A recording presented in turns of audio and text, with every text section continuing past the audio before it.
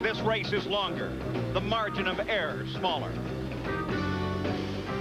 In the only other 500-mile contest of the season, the Indianapolis 500, the attrition was high. Kevin Cogan, Roberto Guerrero, A.J. Foyt, Bobby Rahal, Emerson Fittipaldi.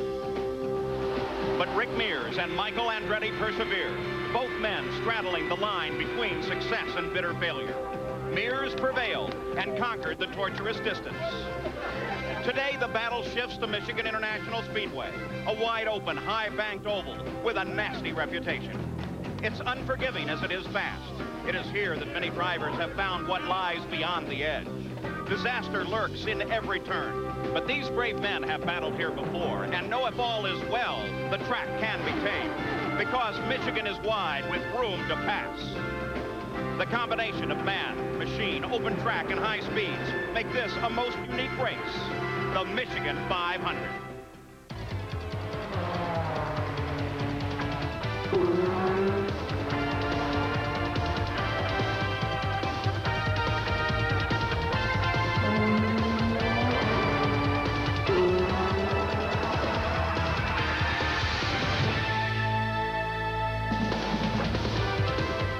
From Michigan International, Roger Penske's track in southern Michigan.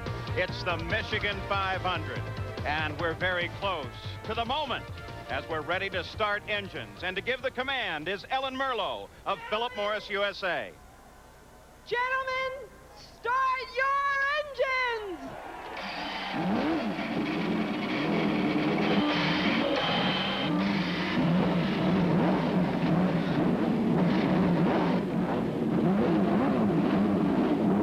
Up and down the pit area, engines roar into life. We're ready to go racing in the Michigan 500, the second and final 500-mile race for the Indy cars this season.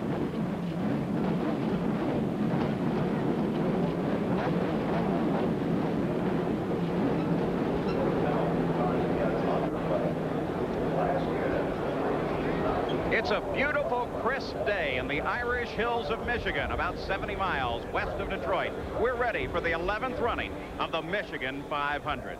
Hello and welcome to Michigan. I'm Paul Page, and we have a spectacular race that lies ahead for you. 500 miles, the second and final 500-miler of the season. But mixed in with that is a tremendous points fight. Let's take a look at the points as they stand now. Bobby Rahal, who has only won a single race this year, sits well at the top of the order. As a matter of fact, he is averaging 14 points a race. That's more than any other man at any time in the history of this sport. But still, Michael Andretti seems to be closing in.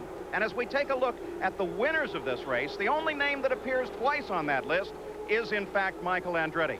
The other side of that is that Michael will start this race from back in the third row, so he will most definitely have his work cut out for him if we're going to see a repeat of the challenge at the front that we saw in the Indianapolis 500-mile race. Now, there are other stories occurring here at Michigan. Let's start the round by going down trackside with Jack Arute. Paul, Arie Luyendyk has found himself at the back of this starting grid, not due to his performance on the racetrack. He and Vince Granatelli have been involved in sponsorship litigation throughout the weekend, which resulted in their finally getting a temporary restraining order lifted late Friday evening. They missed first-round qualifying, although they posted a speed at 222 miles per hour, which would have been fast enough for the fourth row if it had come on the first day. Now, the team is still unsponsored, and many people are saying that this could be the last 500-mile contest for Arie Luyendyk and Vince Granatelli if they don't get sponsorship soon. For more information on the goings here on pit road, let's go to Gary Gerald. Gary? Jack, another great story deep in the pack, A.J. Foyt. A lot of people wondering, will this be A.J.'s last 500-mile race? Like Luyendyk, he was a second-day qualifier. Like Arie, it was better than 222 miles per hour. A.J. has won in his great 35-year career 9 500s. He says he's not going to run the street circuits or the road courses anymore. He's left the door open to the possibility of competing next May at Indianapolis. But the Foyt crew is hoping he can rekindle some of that 500-mile magic today here at Michigan. Paul? Just a few of the many stories we're going to be covering during the Michigan 500. Now, this is a very tough track, Bobby Unser, and an incredibly fast field. Well, Paul, this is the fastest field ever to line up for a 500-mile race. The 21 starters averaged 220 miles an hour, and that's 2 miles an hour faster than this year's Indy field. 14 cars over 220, but this track's a car killer.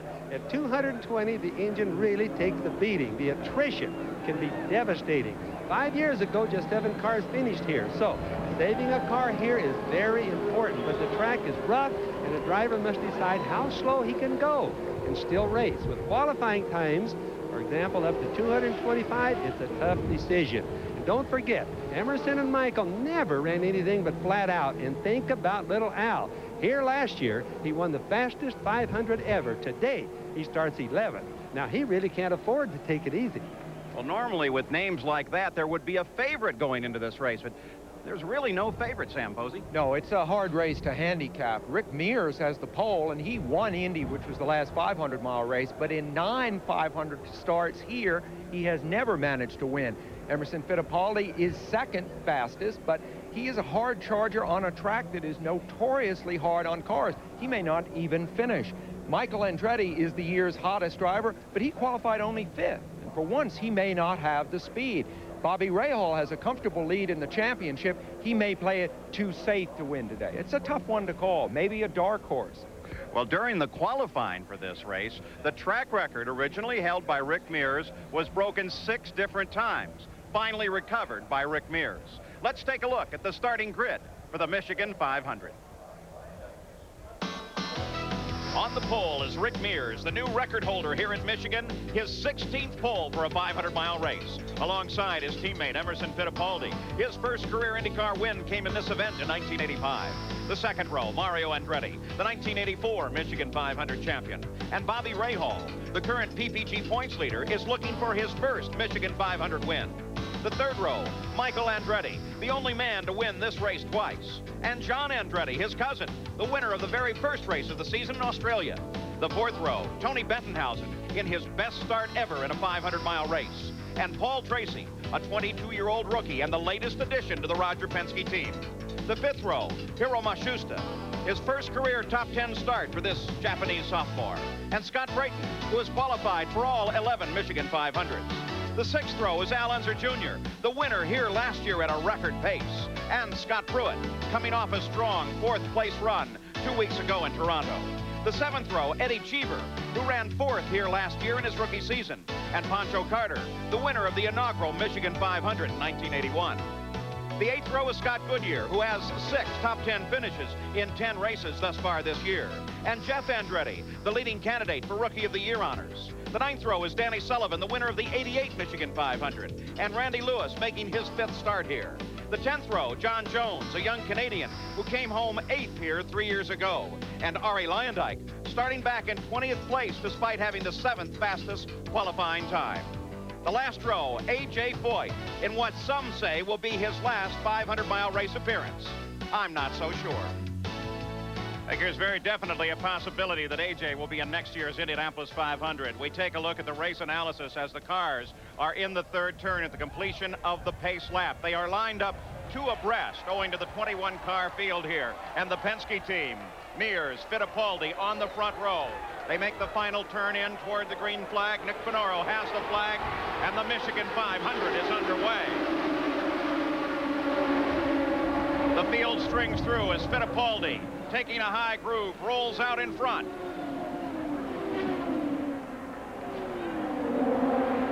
It's Fittipaldi pulling out on the backstretch. A strong lead now. Lap number 1 is underway at Michigan. Mario Andretti has come around Mears and moves into 2nd place. Mario chases Fittipaldi. On board Michael Andretti, a bit further back in the field. As Fittipaldi screams for the line, and Emerson Fittipaldi leads an opening lap for the first time in this event 1 year ago. This is exactly the kind of hard charging we might have expected from Emerson Fittipaldi. We're seeing it right off the bat here. On the backstretch now, a challenge for the lead as Mario Andretti comes by Emerson Fittipaldi, and Mario Andretti picks up the lead. Fittipaldi's got some sort of a problem, I've got to believe, if he slowed that suddenly. Well, Sam, I think what's really happening right now is they're looking at 500 miles rather than just a short trophy day. Got Mario and Michael leading it. If you notice that Rick dropped back at the start, what they're doing is they're shifting them to a high gear because normally they turn 12,400 RPMs around here at Michigan. They're going to try to cut these engines back to about 11.8. The Newman-Haas organization at the front of the field. Mario and then Michael, the Andretti family, lead this race. One car on a very fast move up, though. We'll try to keep an eye on Arie Luyendyk for you, because there he is. He started back in 20th place. He is now running in 8th. So Luyendyk with an accident right alongside Luyendyk. One car against the wall, and it continues to slide. It's Paul Tracy. Paul, the rookie, the young rookie racing for the Penske team, having his first outing in a major race. You see Tracy on the left there. There was so much hope for this young man, and he's against the wall here on the 3rd lap of this race. Let's go down to Jack Arute. Paul, and unfortunately his teammate Paul Tracy, for Emerson Fittipaldi, this was a great break. He had reported by radio to Rick Reineman and the crew that they may have flat spotted a tire. That was why he backed off the throttle. They were going to tough it out until the first caution. Unfortunately, he came for his teammate Tracy in the crash in the tri-oval area. So here on the 3rd lap, Paul Tracy smacks the wall coming off of 4. He was running very close to Luyendyk as we were watching him. You can see that Paul Tracy is in fact okay. He's waving to the crews that are coming over to him. Let's go down to Gary Gerald. And for Mario Andretti, while this race started on such a positive note, he has no radio communication. He can hear the crew, but just as they went to fire the engine, Paul, they realized there was a problem. They tried to check and make sure it wasn't a short in the connection. They didn't have time to change the helmet. Mario can't transmit to the crew, so they're handicapped from a communication standpoint early in this 500-miler. Paul? Well, the CART safety team is there with Paul Tracy. At the same time, Hiro Mashusta and Scott Pruitt have come into the pits for stops, which would be very early on. We'll be back. Fat-free? I can't wait to taste this. What's it called? A bit of celery? Box of nothing? I'm sick of watching out for fat. To me, everything good has fat in it. Now, you're not telling me these are fat-free, because these are some delicious flakes. Kellogg's Corn Flakes have always been fat-free. Fat-free? Kellogg's Corn Flakes? Will take the ribbon from my hair. A good reason to taste them again for the first time. He grew up like his father, with a fascination for racing and an understanding that winners must be thorough. That's why Michael Andretti chooses the complete protection of new Haviland Formula 3 motor oil to fight heat stress, starting friction, and engine dirt. For Michael, Haviland's been part of growing up.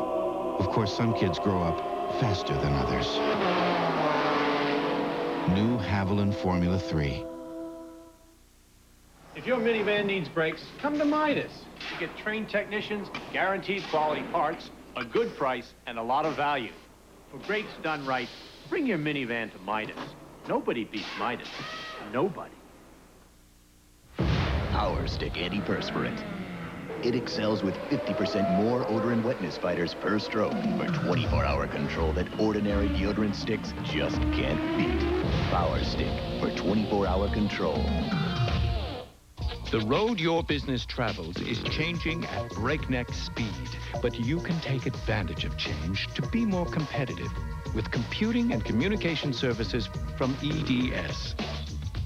EDS focuses technology on business goals, creates ways to improve quality and save time, makes it all work together. We can even help you manage it. You can't control change, but you can take advantage of change with EDS.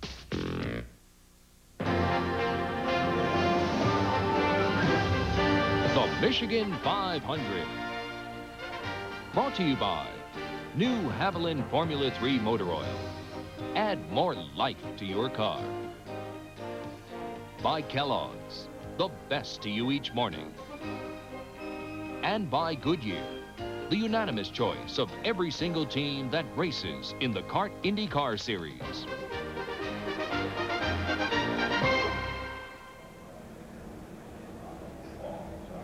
We're back at Michigan International Speedway, and the CART safety team continues to work at the car of Paul Tracy. Paul's car popped the wall, and look at that. Paul is climbing out of the car now. They've been very careful to cut away some things around his feet. Here's the situation. We were watching Arie Luyendyk, Bobby Unser, and let's just take a look at this. Luyendyk running along, and Tracy got up against the wall ahead of Luyendyk. Yes, he did. And of course, that part we couldn't see, but Luyendyk was really getting out of the way because you could see all the debris. When these cars hit the wall, They just explode with pieces, and that's what they're supposed to be. Now, there's Tracy going right down the wall. Obviously, he has no brakes because there's two wheels on the right side missing. And the tub, you can see the car still shucking pieces. That's one of the biggest things the drivers worry about, Paul, is running over those pieces that the cars get rid of. Especially in a race with attrition like this. Now, here's a different angle. That's Mario Andretti going through the frame there. And as we look back, Paul's already caught the wall. And look at the debris. That's exactly what you were talking about, Bobby. Yeah, there's the front and the rear tire. Now, the drivers have a hard time missing all this debris because they're sitting so low in the cars, they really can't see it that far ahead. But right there, they all missed it, and I think they did a super good job with it. All right, well, part of that may have actually created a series of pit stops, but there's one fellow, Scott Pruitt, who is now coming in for a second time. Let's go to Gary Gerald. And Paul, the reason he is coming in, they came in earlier. He now is in the pits. They changed the nose cone. You can see debris where the honeycomb and the carbon fiber on the front left wing caught some of the debris from the crash, damaged it. They changed the nose cone. Now they have in the pits, they're adjusting the wings under the luxury of the yellow. But the big concern is that a piece of the debris also took off his left side mirror. So he has no mirror on the left side of the car. A couple of problems for Pruitt and his crew to address now under the yellow flag. We mentioned that Hiro Mashusta was in as well, and that has turned into a rather lengthy pit stop.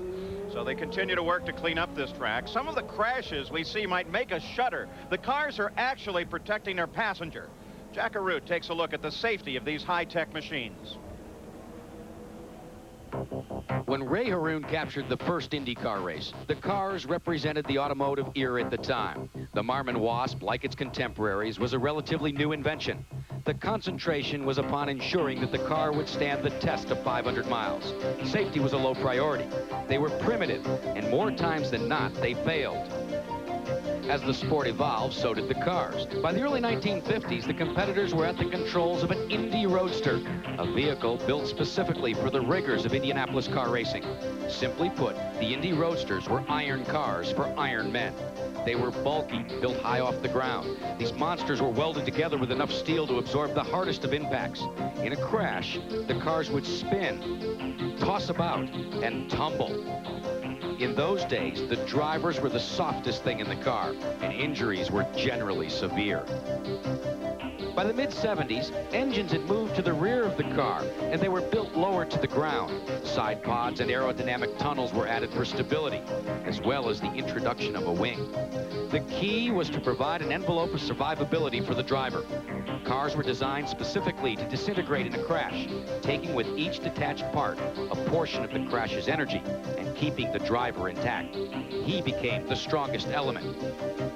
The concept, though, was still in its infant stages, and while drivers would often survive, their bodies would still take a beating. As we approach the 21st century, safety plays an equal role with speed. Modern engineers have incorporated space-age materials into their designs.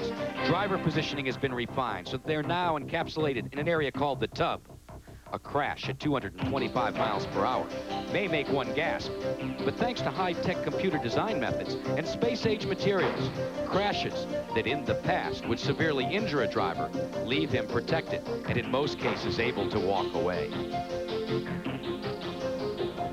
And while some of those crashes are incredible and do in fact make you shudder, that shows you just how safe these cars can be because of the design and the constant attention that the engineers pay. There's Paul Tracy. He's on the stretcher. There at his feet is world-renowned orthopedic surgeon Dr. Terry Trammell, who's helping with the extrication. 2 days ago, during the early practice sessions, Paul Tracy was for a while the fastest car on the track. Bear in mind, he's a 22-year-old rookie at this kind of thing, tapped by Roger Penske for stardom. This is Roger Penske's own racetrack. So in a very few hours, Paul Tracy has gone from the top of the world to this. Of course, Sam, we really don't know. We've got to tell everybody that it was Paul Tracy's fault. It could have been something in the car broken, or a tire could have been cut by debris or something like that. So we're all just hoping that Tracy gets along really good. Oh, I'm not implying that. I just think what a crushing disappointment for him in view of the potential of the day. I mentioned Hiro Mashusta's in the pits. He's still in. Let's go down to Gary Gerald. And Paul, here's part of the problem. You can see the nose damaged off of Hiro Mashusta's car. The debris then went back through the side pod. It got into the radiator. The crew is going to loosen the underbelly of the car, replacing pieces. They have full intentions of a major repair job trying to get Hero back out so that he can compete and perhaps complete his first ever 500-mile race. The Simon crew is really hard at work here, Paul. Let's further up pit line. I think Jack Arute is standing by with an update. Yeah, Gary, let's update everybody on the Emerson Fittipaldi situation. Rick Reineman and the team have conversed with Fittipaldi, and Fittipaldi has made the call not to come in and change the potentially flat-spotted tire. Now, where did the flat spotting come from? Not during green flag activity. During the second of 3 pace laps, Fittipaldi was at the head of the grid, came near the start-finish line, and actually locked the brakes up. And they feel that he may have flat-spotted the right front tire. But he feels like rather than give up track position at this point, he can tough it out until their normally scheduled pit stop. Paul? Scott Pruitt is back in the pits. Scott Goodyear went in and out of the pits while we still run under yellow here. And the Al Unser Jr. crew has been out and in a profile ready to receive their car at just any time. There you see Scott Pruitt's car. That's the True Sports entry. Gary Gerald, Hiro Matsushita, and Dick Simon actually got some pretty good news yesterday, didn't they? And Paul, indeed they did. The Chevrolet has indicated that the second Chevrolet power plant will be available to Simon Racing for Hiro Matsushita next season. Also, Scott Goodyear will have Chevrolet with the T-Zac Shearson Racing team, and also Vince Granatelli will have Chevrolet in a carryover from the program this year. And Chevrolet has indicated there may be more additions to that program that they may announce as soon as September. Dick Simon has just run up here for a moment. Late word? Hero's here if you'd like to talk to him. He's very disappointed because he said the car was handling absolutely perfect. Okay, thank you, Dick. We'll try. Maybe we can get a word later, but right now we need to get back up to Paul. All right, we continue to run under yellow. 8 laps of the race are complete. 5 of those, of course, under the yellow flag.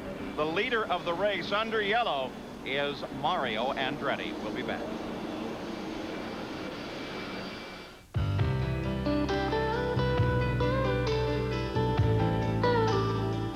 All of these championship-winning drivers have one thing in common: Goodyear Racing Eagles. The race-winning technology that's found in the Goodyear Racing Eagles can also be found in the world's best-selling line of high-performance street tires, Goodyear Eagle Street Radials. The champions know, and it's why we say the best tires in the world have Goodyear written all over them. Today is a very good day. You've got a new set of wheels and a license to drive. You, my friend, are on a roll. Can your life get better than this? You bet your spandex because you're going to McDonald's to wheel some delicious deals. Only 59 cents for a regular hamburger, 69-cent cheeseburger, and 99 cents for a chicken fajitas or breakfast burrito. Wow. You ask someone to pinch you. Ah, a volunteer. Yes, your life is good. And at these prices, it only gets better at McDonald's today. In America, your car is not just something you own. It's a part of your life. To give your car complete protection, Texaco is introducing new Haviland Formula 3 motor oil with not one but 3 kinds of protection against heat stress, starting friction, and engine dirt. New Haviland Formula 3. Add more life to your car. In simpler times, toothpaste came in tubes. Though easy to squeeze, they could get messy. Along came pumps. People liked the control, but missed the squeezing. Now, with much fanfare, Crest introduces Neat Squeeze. Easily squeezable with the control of a pump and a pullback feature that makes brushing a lot less messy and a lot more fun. The all-new Neat Squeeze from Crest. The world's top drivers continue to heat up the track in Michigan. It's the 3rd challenge in the International Race of Champions. Later today on ABC Sports. Under yellow, Al Unser Jr. comes into the pits. Here's Jack. And Paul, this is simply a precautionary pit stop for the Unser team. They were concerned that the possibility existed that some of the debris from Paul Tracy's car may have created a problem with the tires or possibly in the radiator area. They've changed all 4 tires and he's away. Let's check in with Gary Gerald. Gary? Hiro Matsushita sits on the pit wall, Jack. He wants to stay focused on what the crew is doing. He's declined an opportunity to talk at all about what may have happened. Certainly, we'll respect that. He watches forlornly here, but he hopes to get back in the competition. I'll tell you what, if this crew gets him back out there, a yeoman's job. Paul? Well, I think, Gary, we may have some hint of what happened as we go back. There's the car being worked on. Boy, they are doing a lot of work on that machine. Now, in the lower right-hand corner of the screen, that dark spot, keep your eye on that. As we watch, there is Hero. Boy, he just takes it head on. Remember A.J. Foyt at the Indianapolis 500, depending on what it is, that can totally destroy a race car. Oh, you know, one time, Paul, I hit a dove, a bird, of which certainly you wouldn't want to do, but it took an entire steel brake line off the race car. So something that big and that heavy could just totally demolish a race car, and it looks like it didn't help Heroes very much there. For those of you who have followed the Michigan 500 through the years, if an early lap crash seems sort of like deja vu, remember back in 1981 there was a crash, another one in 82, one in 85, in 86, and 89, all in the first 4 or 5 laps. So this track has a history of producing this kind of action early in the race, and this year was no different. All right, still at the front of the order, under yellow, is Mario Andretti, then Michael, then Emerson Fittipaldi, Rick Mears, Bobby Rahal, Scott Brayton is 6th, Ari Leyendyk 7th, John Andretti is 8th, 9th is Tony Bettenhausen, and A.J. Foyt from all the way in the back is up into 10th place. There's little Al back in the pits again, Paul. Looks like they're going to change front tires on it here. All right, so as Al Unser Jr., there's his onboard camera. They've found a puncture on that car, apparently. Let's go down to the pits. Paul, there's also the possibility of a puncture for Michael Andretti, we are told, and that's one of those subtle results of a crash like this. You get by and you don't think you have body damage, but you may have picked up a small piece of debris in a tire, and the only way you're going to truly know if you have the puncture is when you get back up to full speed. That's a concern. A team has to gamble. Do they come in and change tires? Do they stay on track? At the moment, Michael Andretti's still on track. They fear he may have a puncture. Let's go to Jack. Yeah. Gary, we're going to show you exactly what a small puncture, just a very tiny piece of debris, less than the size of a dime, can do to a Goodyear Eagle tire. Now here it just chips away at it right down to the cord. Now this tire has lost almost all of its air pressure. This came off of Al Unser Jr.'s car. Just small pieces of debris, fiberglass, carbon fiber. Just the teeniest piece can create this problem at over 200 miles an hour. That's why they've got to come onto pit road and change them. And here's an interesting report that they are circulating up and down the pits as a result of this accident. The yellow caution light in turn 4 has been struck and is not working.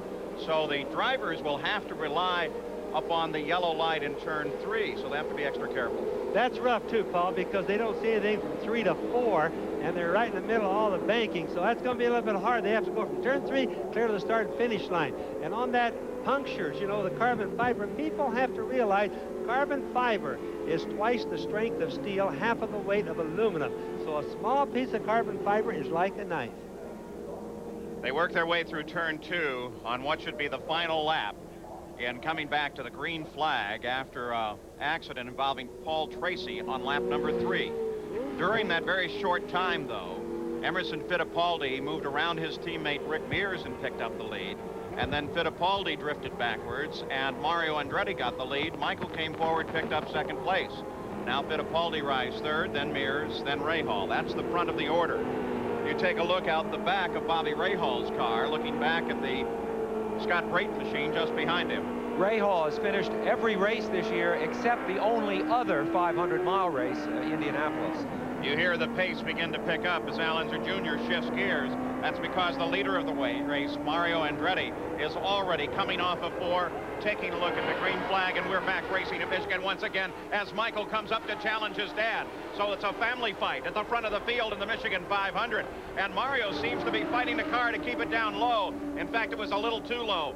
Michael takes over. Mario drops back to 2nd place, then Fittipaldi, then Rick. Now, Paul, it would be natural for the guys, all of them, after all these flat tires they've had or chipped tires, all of them to be a little bit cautious. Everybody except Michael on the start. Well, this directly refutes my thought at the top of the race that Michael might not have the speed. He's got the speed. Back yellow again. This time it is John Andretti. So barely a lap and a half. And we're back yellow. He slowed suddenly on the backstretch.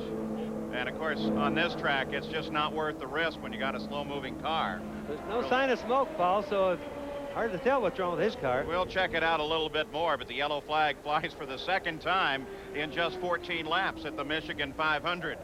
As John Andretti is going to make it under power back to the pits, but now Michael Andretti has the lead.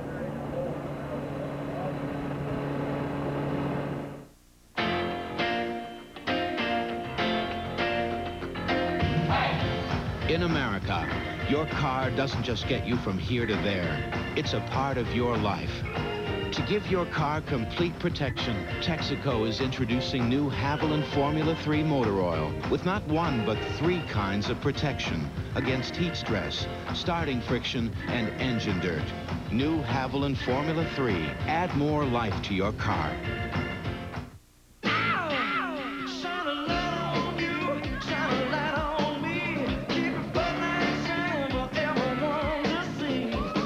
You're looking good, you want Bud Light. The clean, fresh taste won't fill you up and never let you down. Well, you can taste it, you can feel it, you know you got it right. Everything else is substitute. Just keep your Bud Light side. Bud Light. Here I am, a pillar of the community. And I love Kellogg's Frosted Flakes. Brave adults challenge the notion that Frosted Flakes is just a kid's cereal. In business meetings, I look around and wonder, am I the only one? Those sweet, crunchy flakes and a splash of cold milk. What could an adult like better for breakfast? I'm crazy about the taste. Hey, I got nothing to hide. It's easy to see. Frosted Flakes have the taste adults have grown to love. They're great. The Toyota MR2, automotive experts continue to sing its praises. Hallelujah. Hallelujah. Hallelujah. Hallelujah. Hallelujah. Hallelujah. Hallelujah. Hallelujahs start at $15,673. I love what you do for me, Toyota. Women's gymnastics, track and field, basketball, and diving for gold. Coverage of the Pan Am Games continues live today on ABC Sports. Back at the Michigan 500, and you may have noticed a car pulling off the edge. That was Jeff Andretti. The 4 car is John Andretti. Apparently, while we have a family fight at the front between Michael and Mario, other members of the family have been involved, including Jeff Andretti and John. Apparently, according to the first reports, John suddenly slowed down and Jeff Andretti tagged him. Now you can see the team is working furiously at the front of that car, and Jack Arute is right there. Well, Paul, this is a direct result once again from the Paul Tracy crash. It seems that cousin John Andretti had cut a right front tire, was unaware of the fact that it was going down. When they went back to green flag action, it came apart. He slowed down. Jeff Andretti then collided with him, and there is extensive front end damage. All right, so they work on that car, and now we can get an update on the situation with regard to Paul Tracy. Here's Gary Gerald. Dr. Terry Trammell has come out after examining and helped extricate Paul Tracy. What can you tell us? He broke his left leg about 6 inches above the ankle. The left brake pedal got him. That's his only injury. We're going to take him to foot, go over all of his systems, be sure he's okay for transport, and then air back him to Methodist in Minneapolis for surgery tonight. Thank you, Dr. Trammell. Paul? All right, Gary Gerald. And Foot, by the way, is Foot Hospital in Jackson, Michigan. Not far from here as the green flag comes out again, and Michael Andretti leads this field around, beginning lap number 18 in the Michigan 500. The Andretti's placed first and second in this race exactly 2 years ago, so we've seen this configuration before. Average speed of the race at this point, now we've had a lot of yellow, yes, 82.1 miles an hour, 107 miles an hour slower than at this point last year. And as Al Unser Jr. restarts this race, he's in 18th place. He'd come up to 11th in the first lap of running. Well, let's see what happens here. Here comes Mario, charging. Wow, both of them together. Great Penske race. and Mario and Michael and Emo all fighting together. Well, it's just early in the race, too. And the speeds aren't up what they will be. Right now, Paul and Sam, all of these guys are being a little bit careful. Even though they're running fast, they're not fighting as hard as they will a little bit later when they're sure that the track is okay and that their cars are all right. At the front of the field, it's still the Andrettis. But now, Penske team comes up to challenge. As Rick comes around a second place car, moves into second, and sets his sight on the leader. Mears, of course, started from the pole, dropped back as far as 5th very early in the game, and is now moving back up. Michael tries to come in and find running room behind Rick, now alongside. Can't hold that position on board Michael Andretti. Let's just watch and listen.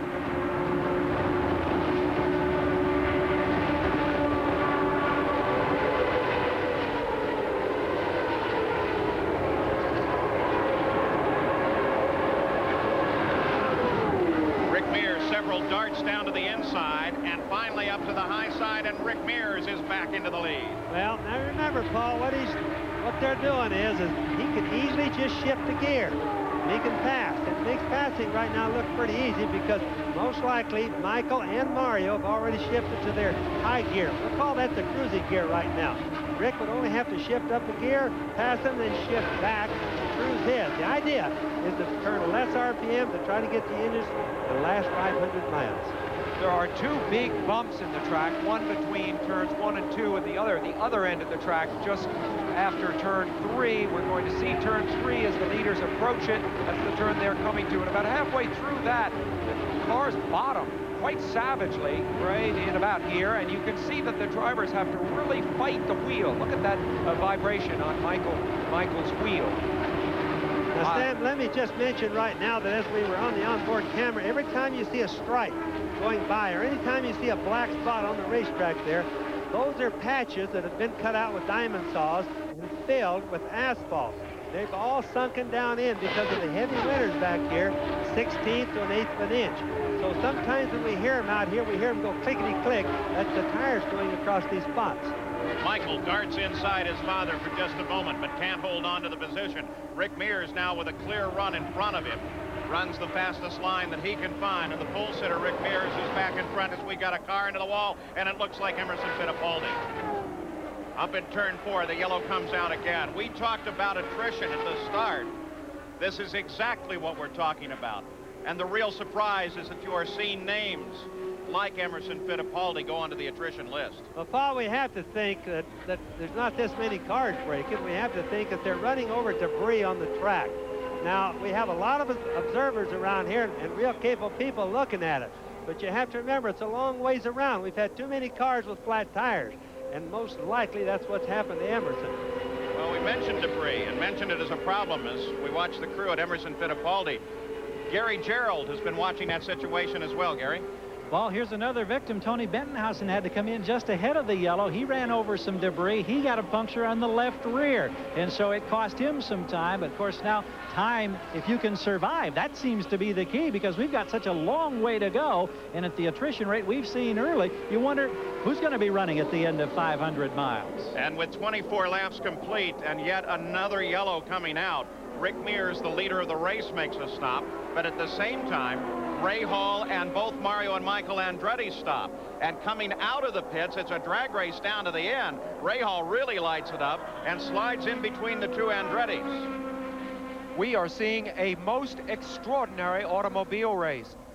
Emerson Fittipaldi was 5th in the championship going into this race. Obviously, he will not be able to score any points here. Only 21 cars started this race. Many people concerned about the small field, and that small field has gotten smaller right away. Update on the Fittipaldi situation, Jack Arute. Let's check with Rick Reineman, the crew chief. Rick, what did Emo say on the radio? He came over the radio. He said that he thought something broke in the front of the car, and he's all right. He's just gotten out of the car, but how about the concerns right now about the track condition and the beating that these cars are taking mechanically? Does this surprise you so early on in the going? Well, it does. The track is rough. The driver's been saying all week it's like a washboard, and it takes a constant pounding, and we were trying to conserve until the end, and unfortunately, like I said, Emo reported that something broke. And Paul, to update you on his teammate Rick Mears, we checked with Richard Buck, and he says they're leaving the strategy right now to Rick Mears. He is going to play it as conservatively as possible, at least through the first half of this race. Seems like a pretty good way to play it as Emerson Fittipaldi, under his own power, walks over to the safety truck. So the Michigan 500 under yellow once again. We'll be back with more after this message and a word from our ABC stations. The driver of this car adds something special to his motor oil. So does the driver of this car. They both use STP oil treatment for drivers on a racetrack or drivers on a fast track. STP. Okay, say, do I love the authentic frosty mug taste of A&W root beer? Marker. Action. Was that an earring? Action. What the? Marker. Get rid of the silly jewelry. Ooh, silly! It's the taste that made A&W famous. This is not what you want in a shave. Now you've got the edge. With 6 rich lubricants. For less irritation, you've got the edge. A company can learn a lot in 125 years. As you learn, you make your product better and better. 125 years of quality. That's why people who know use Valvoline. Sunday, I've never felt this way about anyone before. Becca tumbles for her coach. I really think he likes you. But the moves may be too fast. Life goes on. And grab a friend. Whee! Do the wave. Lather up and take a bow for another quack-up episode of America's Funniest Home Videos. There. The name is Bond. James Bond. Roger Moore and A View to a Kill, Sunday. This is a test. Rental cars previously run on different gasolines are put on the road. A clue. But this time, they use America's best-selling premium gasoline with a new additive formula. Another clue. 3,000 test miles later, valves in 4 out of every 5 cars are cleaner. The big question. Which gasoline made them cleaner? Time's up. If you said Shell, you passed the test. Now, put it to the test in your car.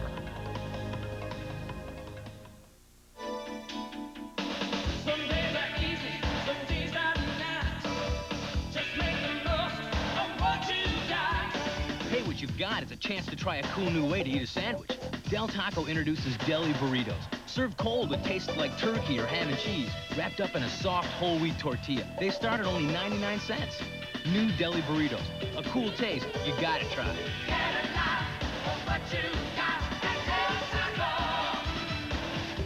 Paul Dandridge and Joanna Shamina. Eyewitness News at 6.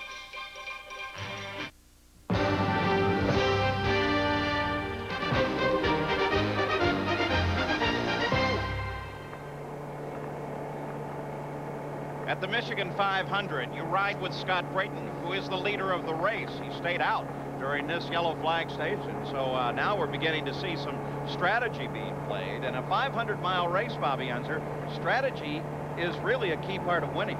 Well, it certainly is, Paul, but remember, so far, because of all the yellows that we've had and the accidents that we've had, everybody's strategies have changed, and they're continually changing. For example, Dick Simon, the guy that runs Scott Brayton's car, has already changed their strategy. But I just want to mention real quick on these tires. We hear about these tires getting cut. To tell the people again, they're just real thin tires. They have no inner tubes in them, no inner liners. They're just simply tubeless tires. So any amount of debris, and link that in with the high bank part of the track, the cars probably get 3 times their weight just from the banking alone put into the tires. They really cut easy, Paul, with anything that they run over. For Scott Brayton, this has to be a terrific moment. The first time that he has led here at Michigan International, which, since he's from Coldwater, Michigan, is in fact his hometown track. Now, Emerson Fittipaldi, there you see his car on the back of the wrecker, has failed to finish 5 of 7 Michigan 500, so his first win came here. Here's a replay, Bobby. It just turned to the right, and the first thing that you would think about watching that, the car didn't seem to dip.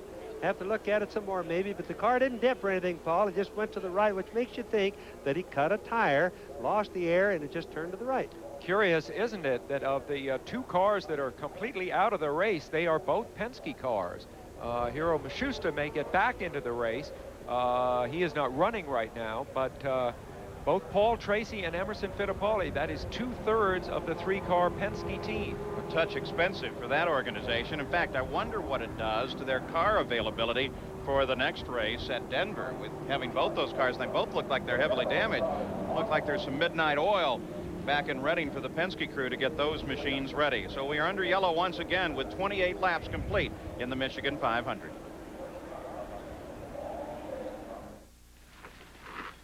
What's that? Kellogg's 19. It's a breakfast of 19 vitamins, minerals, and other essential nutrients. Have some. Meet me. With its thick, toasted multigrain flakes, Hearty Kellogg's 19 has a surprisingly good taste. And the best part is, Kellogg's 19. no one knows it. Kellogg's 19. Really great taste in disguise. When sports cream, when arms are sore, when legs ache, when muscles hurt. Why sports cream? Massaging sports cream in brings fast pain relief. No medicine-y smell, no odor. Why sports cream? Because it works. Athlete's Foot. Every year, over 28 million Americans get it. Try NP27. Its doctor-recommended ingredient stops burning and itching fast. NP27. Nothing's a better cure for athlete's foot. He grew up like his father, with a fascination for racing and an understanding that winners must be thorough. That's why Michael Andretti chooses the complete protection of new Haviland Formula 3 motor oil to fight heat stress, starting friction, and engine dirt. For Michael, Haviland's been part of growing up. Of course, some kids grow up faster than others. New Haviland Formula 3. It's more than 30 years old, but to you, it's better than anything they're turning out today. Son of a Gun Protectant from STP is one of the good things you do for it. Son of a Gun not only brings out luster and shine and rubber vinyl and plastic, it cleans and protects. We know how you feel about your car, and we want you to go on feeling that way. Son of a Gun Protectant, one of the good things you do for your car. It's a Super Bowl rematch. The AFC champion Bills meet the world champion Giants in a preseason special tomorrow night on ABC Sports. A nice breeze here at Michigan International and a gigantic crowd. These folks are all watching from the top of the corporate suites that are behind the pit area, and they're enjoying their day, though I think they'd all like to see a little bit more of speed out of this situation. We're at lap 30, and most of that time has been spent under the yellow flag. You can see Scott Brayton, who for the first time has led an IndyCar race since 1988 at the Phoenix 200 when he led for 11 laps. Now he's taking a look at the back end of the pace car as the leader of this race. Let's go down to the garage area, Gary Gerald. Well, we're trying to follow up on one of the early incidents involving Paul Tracy as to what may have happened. We've heard that he has a broken lower left leg, that he'll be taken to Indianapolis for surgery later tonight. We've talked with Tim Bumps, his chief mechanic. They're trying to assemble information.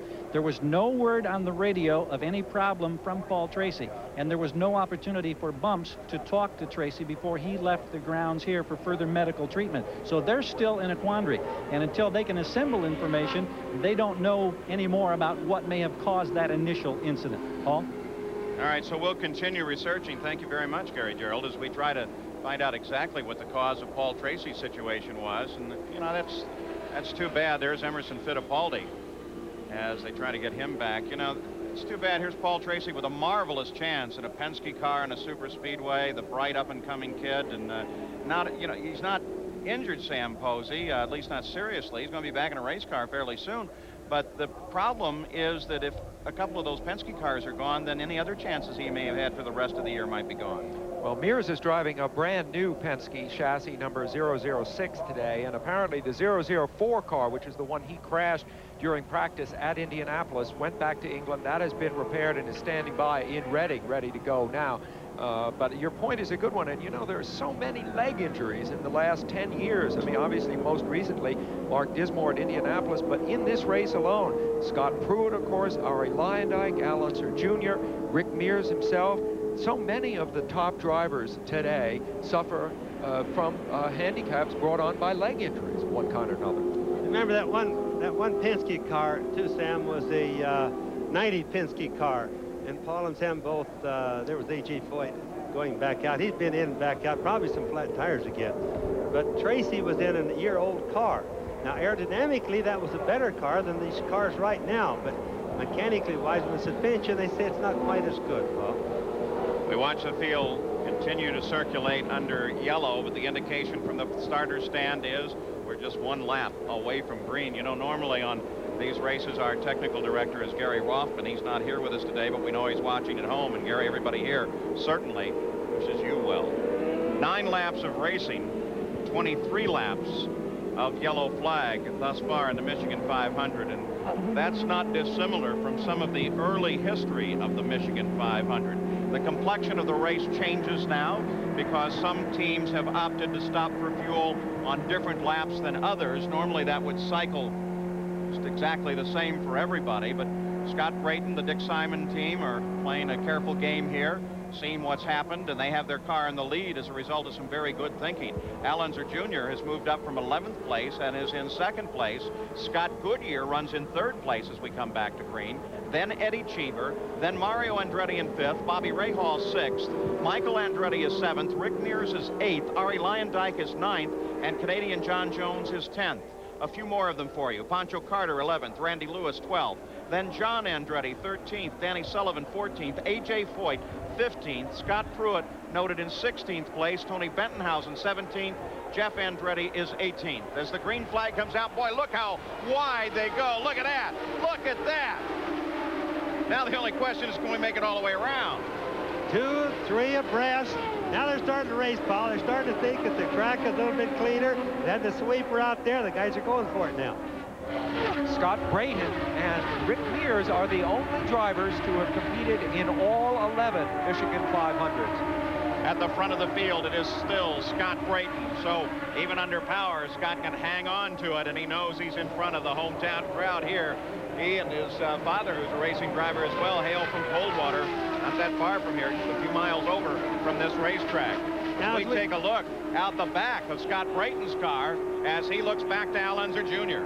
Now, as we watch all of this racing now, Paul, let's try to remember, fuel problem has gone away.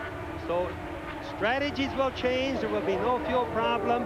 The yellow flag laps, they get about twice the mileage they do when it's green. So it'll be a long time before we have fuel figured out. Battle for 7th place, Rick Mears, Arie Luyendyk, as they close up on Bobby Rahal, the 6th place car. Luyendyk comes down the inside line, gets Mears. Can he get Rahal? As back at the front of the field, Al Unser Jr. comes down to the inside of Scott Brayton. These guys have just been waiting to race, and now they've got the chance. Al Unser Jr. has the lead. In 3rd place, that's Mario Andretti. Michael is just behind him. And now Mario is getting ready to overhaul Scott Brayton. Well, they better to run out in front. Little Al just probably shifted the gear like we talked about earlier. I'll keep telling people about that as we go along. But bust out of the lead. It's better to run the clean air. They definitely don't want any traffic right now if they can help it. There is Mears and Rahal as they fight. Down the line, a battle for 7th place, and they run it side by side. Look at Rahal as he takes her way up high and comes around Mears. Now Mears coming back, a little boost of power off the corner, but not quite enough. Luyendyk still threading his way through traffic as well. Mears set up just behind the Crico car of Bobby Rahal. And Mears is going to try the lower approach, but finally has to move a little bit up on the high bank. If Rahal would like to take it easy because of his commanding lead in the championship situation, he's not being given much choice. And just in front of that is a challenge as Eddie Cheever is trying to hold off a charging Arie Luyendyk in an ongoing battle for 5th place. And there it is. That's the battle for 5th. Luyendyk tries it. Cheever says no. By the way, Cheever yesterday, Sam Posey, loaned his car out. It was a most interesting situation. Yes, he did. In fact, Paul, I got to tell you, Bill Elliott drove it, and he went 210 miles an hour the first time he ever drove an Indy car before, and that's with only about 6 or 7 laps total. Bill Elliott down here for the International Race of Champions. I think that's probably the only car he could fit in. Arie Luyendyk around Cheever, and does so decidedly as Luyendyk now moves in to 5th place. Scott Brayton is back in 4th. The front of the field is Unser Jr., Mario, then Michael Andretti. Rick Mears on the charge now as he continues to work on Bobby Rahal in a fight for 7th place. Now remember, they don't have a fuel problem, Paul, so they can run a little bit harder right now than normal. In other words, they could be running lower gear. Whenever they want to pass somebody, incidentally, they don't even have to use a clutch. They just pop that gear shift because the gears are relatively close.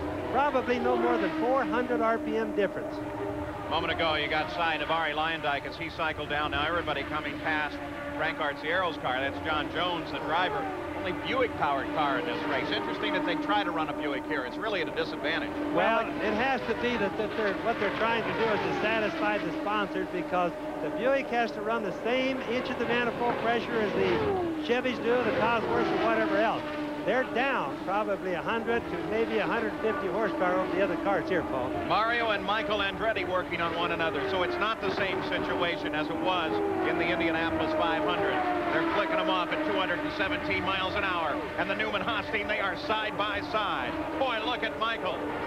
Dad's saying, hey, kid, wait a minute.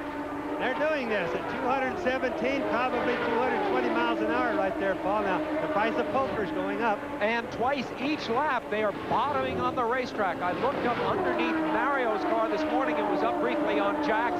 The underside of the front of the car, there's sort of a steel skid plate there. I'm not sure if it's steel, and it's all scraped away. They hit that hard.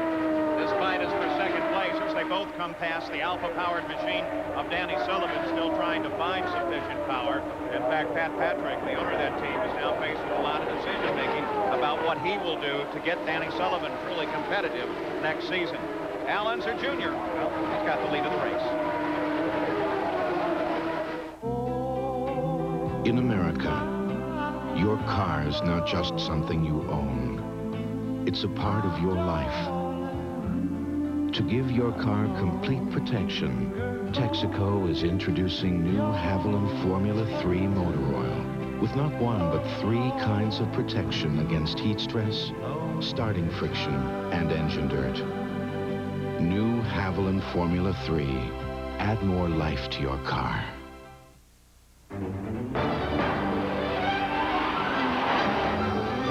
This is how a Ferrari Testarossa looks on the road.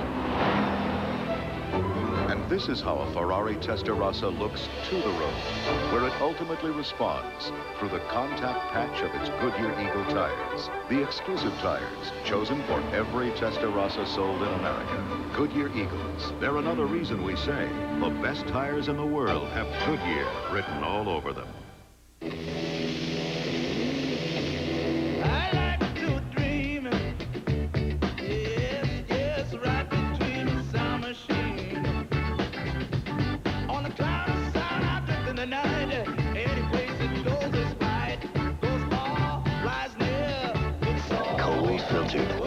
Miller Genuine Draft.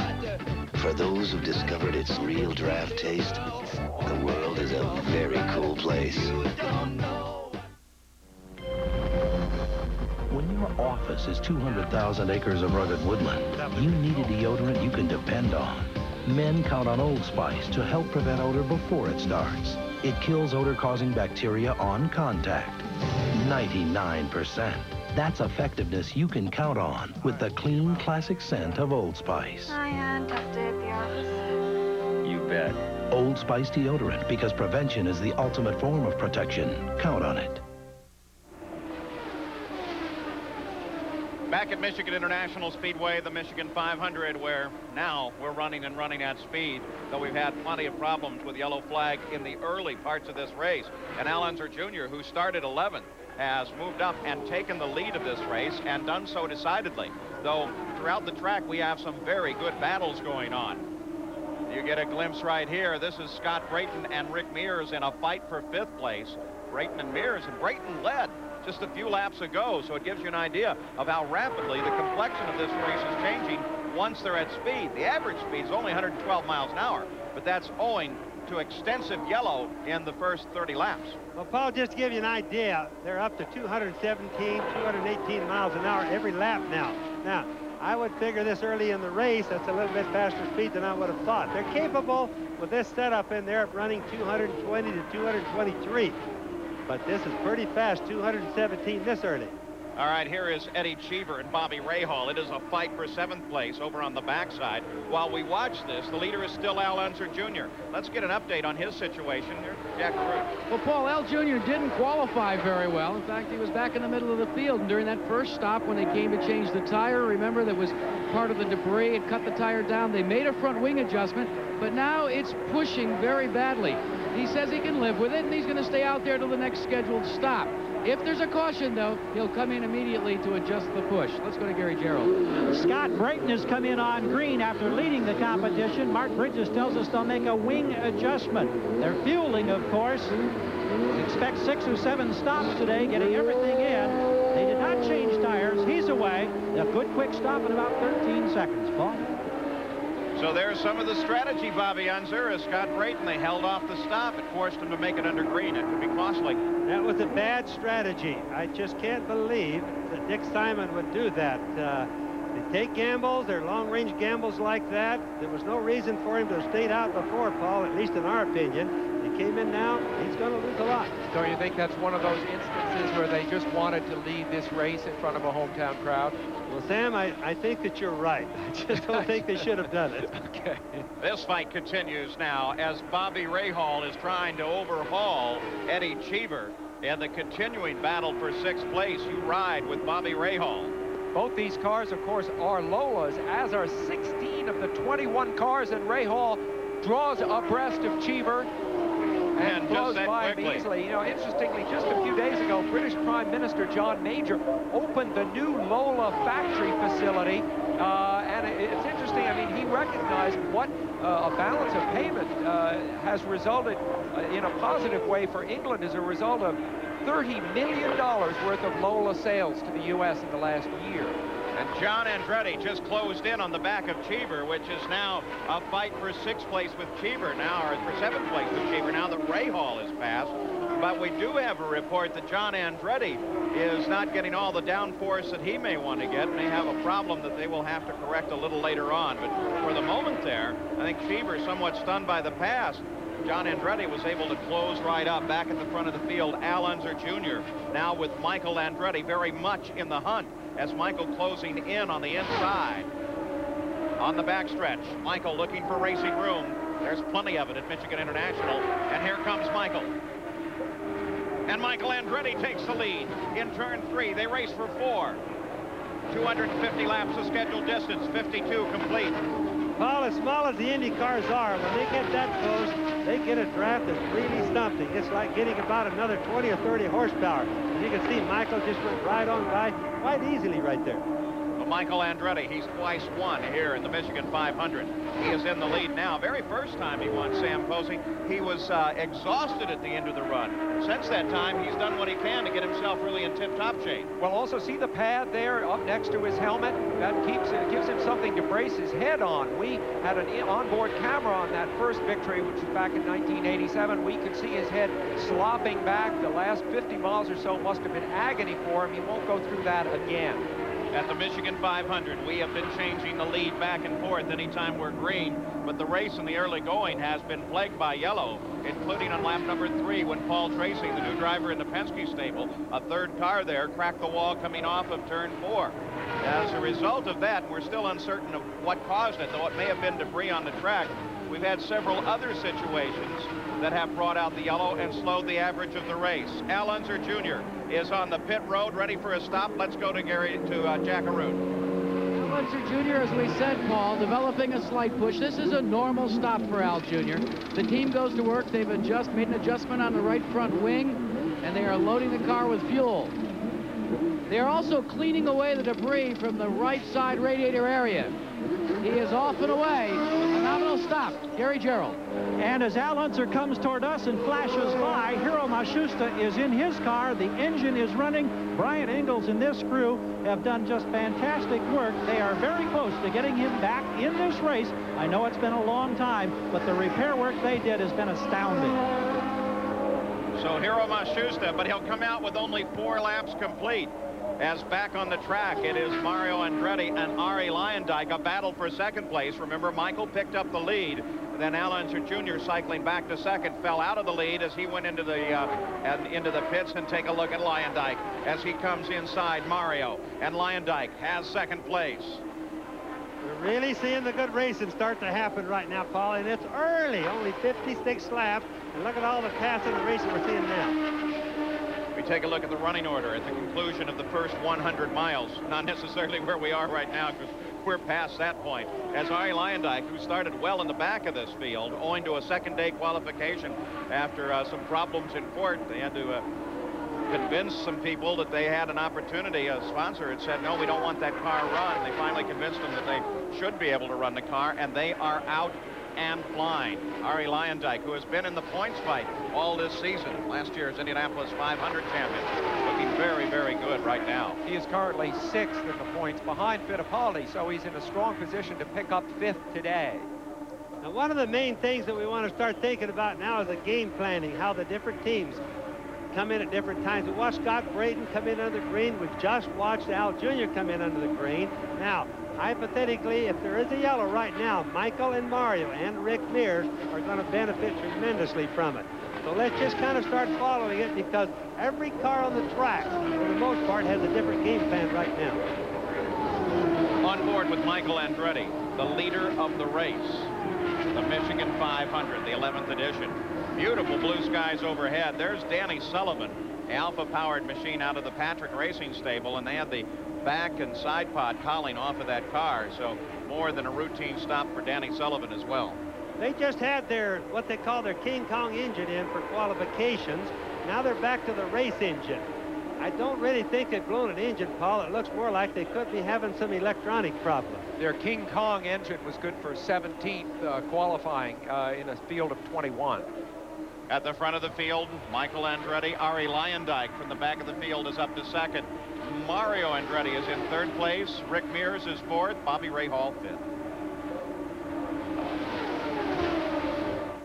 Toyota's Iron Man Stewart wins.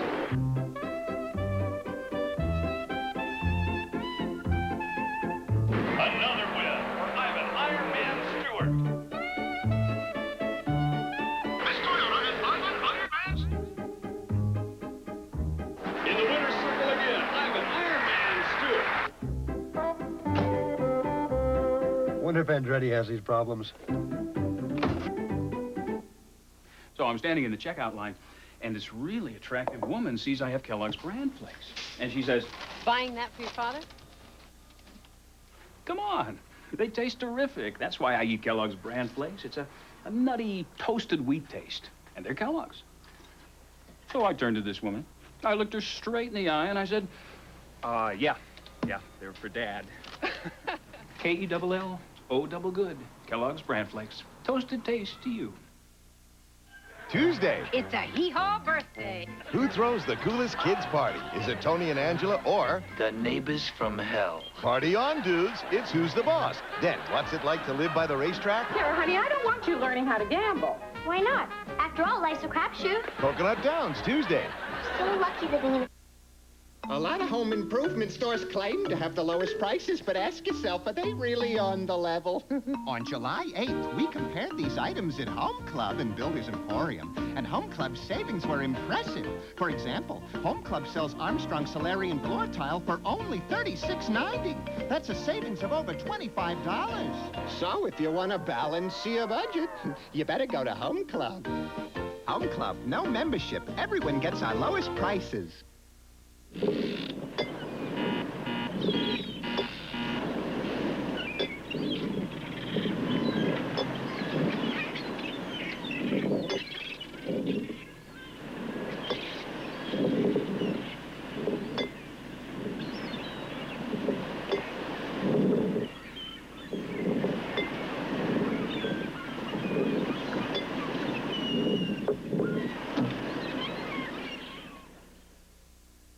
The Faces of L.A. today on City View.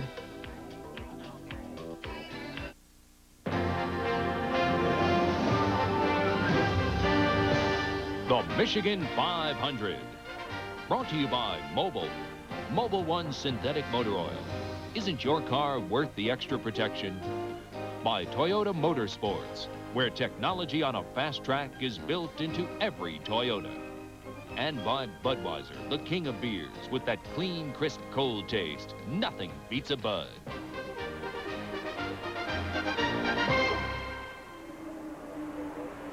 Back at the Michigan 500, Rick Mears is in as most of the leaders. Jack Arute. Well, it was a normal stop for Rick Mears. Made a minor chassis adjustment in the front wing area. No wicker bill changes.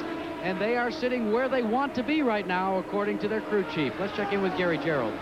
Both Andretti's were in. Michael, 13.2 seconds, everything routine. Mario, just over 14 seconds. They did take a half turn in the right front wing, trying to impact the handling characteristics of his car. Paul?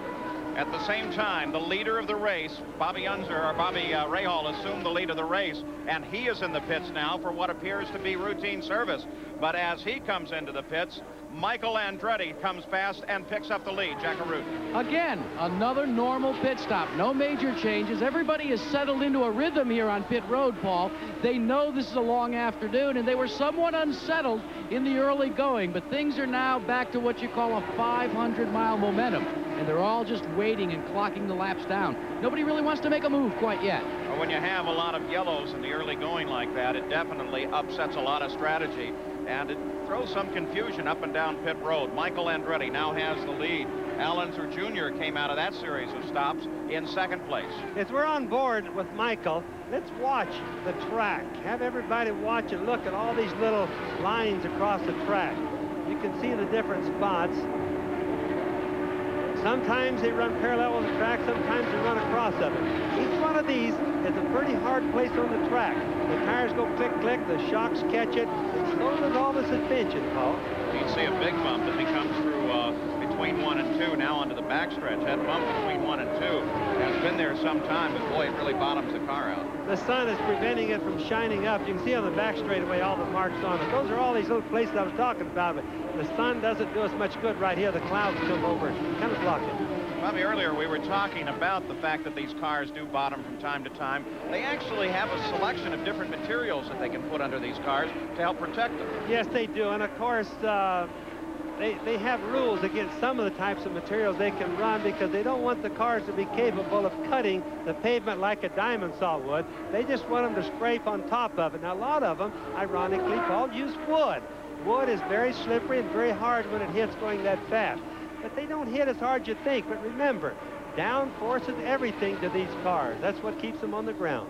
Arie Luyendyk had a strong charge up to the front of the field from the back. He now runs in third place. Let's get an update on his situation from Jack Arute. Well, for Vince Granatelli, the car owner, Vince, maybe not having a lot of track time has benefited you. The car seems to have come off the trailer and run consistently at 222. Yes, we are running pretty good right now, and obviously we're grateful for that. I still think that we would have been able to do it a little bit easier if we would have had a little bit more practice time. What's he reporting on the conditions of the track? Is he first comfortable in the car, and how does he feel his chances are? No, he's comfortable in the car right now. We're running in third position, and just came in for our stop, but we're 10 seconds behind the leader. Paul, we talk about high tech all the time. They televise their own pit stops. The only problem is the station only gets picked up here on pit road in their pit position. Yeah, but I know what Vince does with that. That videotape goes back to Arizona, and they review each and every move in every one of those pit stops. Jeff Andretti, car number 86.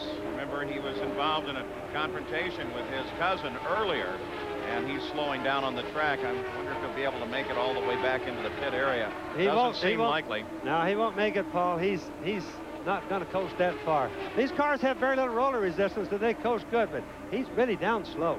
The average speed had worked its way up to 134 miles an hour. It will probably slow again. All right, so as Michael Andretti leads it, his brother Jeff slows down on the track. Al Unser Jr. rides in second place. Arie Luyendyk is third. Mario Andretti is fourth. In fifth is Rick Mears, then Bobby Rahal, then Scott Brayton, then John Andretti, then Scott Goodyear. Eddie Cheever is 10th. Pancho Carter is now up in 11th place. Scott Pruitt 12th. Tony Bentonhausen 13th. Randy Lewis is 14th. John Jones 15th. And Jeff Andretti, who is slowing on the track, brings out a yellow flag. Let's go down to Gary Gerald.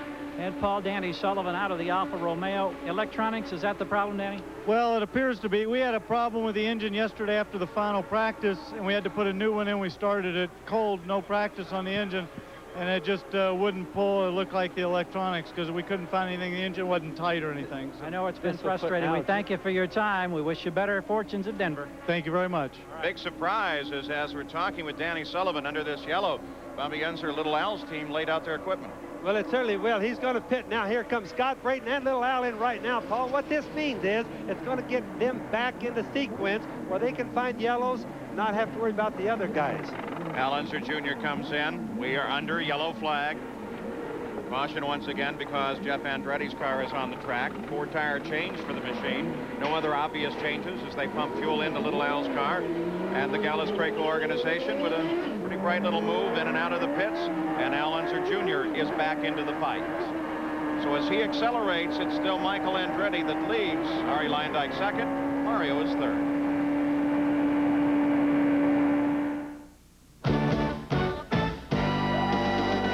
Company picnics on today. No one's working, it's time to play.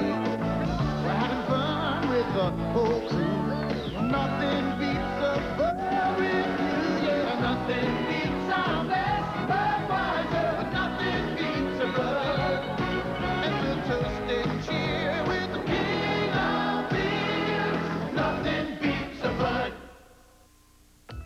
Presenting a superbly engineered high-performance machine. One that's been race-bred by the world's finest drivers to deliver the ultimate overall performance.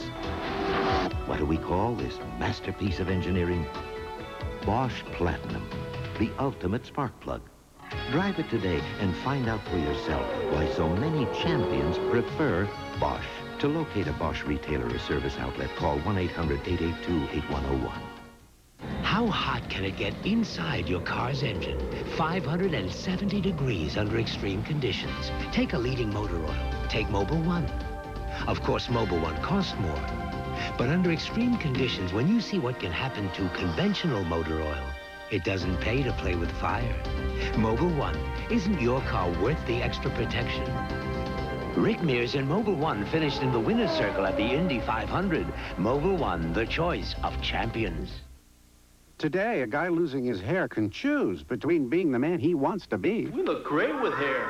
Do something to save it. and the man he could become. Can't you accept nature like everyone else? Doctors have hair loss treatment programs that are proven to work, and the sooner you see a doctor, the better. We don't want nature. We want hair. When you've considered the arguments, We might look great bald. and you decide you want hair, there's only one thing to do. See your doctor, or call this number for more information. Women's gymnastics, track and field, basketball, and diving for gold. Coverage of the Pan Am Games continues live today on ABC Sports. We've just gone green back at the Michigan 500 with 76 laps complete, and Michael Andretti leading his father, Mario. Ari Leyendyk is third as they came back to the green flag. Let's just ride for a moment and watch Michael Andretti fight this most treacherous high bank racetrack.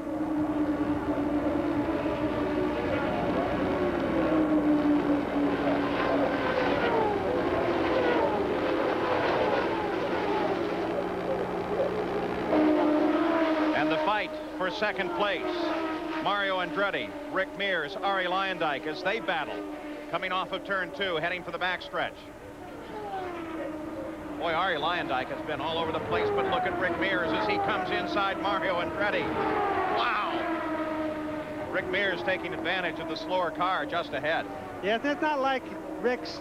And there comes Leyendyk as he comes inside Mario. Yes, and I'm starting to say it's not like Rick to really worry about running exceptionally fast at this particular point in the race, Paul, but it is his job not to ever let it get back too far. So if necessary, he'll pop another gear. We know he's capable of speed. He just goes for it. Mario Andretti comes back and takes it away from Leyendyk as the fight continues. This is a battle for third place. Over on the backside. Leyendyk tries to line Andretti up. Not this time. Let's get an upgrade. Emerson's Fittipaldi situation. Here's Jack Arute. Well, Paul Emerson has changed out of his driving uniform and into his street clothes. Will make the trip back to Miami in a couple of minutes. He, at first, was feared that he might have had a separated shoulder or some serious injury, but you're just sore, Emerson. You're all right physically? Yes, thanks God. You know, it's just scary moment. You know, if something happened on the front of the car, I don't know if the tire, the suspension. Yeah, there seems to be some discussion amongst your crew members as to whether it was a suspension piece that broke or whether the tire simply let go. Well, we are going to look and I investigate, but something happened. I lost steering wheel, and the car went straight onto the wall, and I mean, it's a very strong car. I'm very lucky. For a man who won his first race ever in IndyCar competition here at Michigan, it's going to be a long flight back to Miami this time. Let's check with Gary Gerald. And another great name out of the competition, Jack, is A.J. Foyt. Motor problems, A.J.? Well, we're not really for sure. You know, the car tied up real bad coming off of 2, and 3 or 4 laps before that, I was up on the guys, you know, get by them. It kind of popped and missed a little bit. We're not for sure it's something tying up in the motor or something electrical. We're not really sure. We just didn't want to take a chance of, you know, tying up the motor and having a crash out there. Is this going to be A.J. Foyt's last 500? Well, I wouldn't say it's going to be my last 500, but it's over with today. And like I said, it's a shame we fell out. The car was performing beautiful. Looked like my crew got their act together on the pit stops. You know, everything worked good. So I don't know what I'm going to do. We hope we see you again, A.J. Well, you never know. Thank you. Paul? Thank you. Not just you, Gary, but a couple of million race fans worldwide. I think we're going to see him back at the Indianapolis 500. Trouble is, Bobby, you're going to have to throw another goodbye party for AJ. It's going to get expensive. That's for sure. And you know what? I think I kind of wish we had a time machine. We could back him up for about 30 years and let him race like he used to race. I think that'd really be good. Have you loved the battle between Lyondike and Mario Andretti that we got to watch for several laps there? Finally, Lyondike getting the best of Mario, while Michael Andretti is still the leader. And the second place is Rick Mears. To see Michael Andretti ahead in one of this year's races, of course, is almost a commonplace situation. He has led a majority of the laps, by far more than anybody else. You saw him ripped by Randy Lewis there. Michael may be second in the standings with 116 points compared to Bobby Rahall's 139. But in terms of leading races, the car you're looking at has been out front most of the time this year. It's not just the Michigan 500 this afternoon. Coming up next on ABC Sports, the excitement continues with the test of skill in the International Race of Champions. And later today at 5 o'clock Eastern, 4 Central and Pacific, ABC Sports returns to Havana for continuing live coverage of the 11th Pan American Games. We'll update on Al. There is Michael Andretti. Gary Gerald, you have an update for us on Al Unser Jr.? Yes, indeed, Paul. We checked with Rick Gallis. He said the reason that they made that stop, which surprised, I know, Bobby, at least in the booth, was because they want to get back on the same sequence with the others. They insist they've got no problem with the car. They just want to be on a similar pit sequence. Well, Paul, maybe he doesn't have a problem. Rick says no, but I don't believe that's true. Little Al's been running 208, 210, as opposed to Michael Andretti running 217 plus. So there's something wrong with the car. Little Al wouldn't be running that slow. Al Unser Jr. in 6th place. At the same time, just ahead of him on the track is this fight. It is a fight for 4th place between Mario Andretti and Bobby Rahal, Little Al's teammate. Rahal's car running perfectly here. And Mario darts to the inside, moves around Randy Lewis. Rahal gets caught up and is forced down low alongside Lewis, and the battle breaks off for the moment. That's a tough place to pass going into the turns, and especially when you're lapping a car and somebody that there's as big a gap as there is with Randy Lewis. So Rahal had to be a little bit extra careful right there, because otherwise he could be on the apron, and if you do, that's almost a sure wreck. That last yellow flag was a big break for Bobby Rahal. He was only 3.5 seconds from being lapped by Michael Andretti when it came out, so it put him back into the action.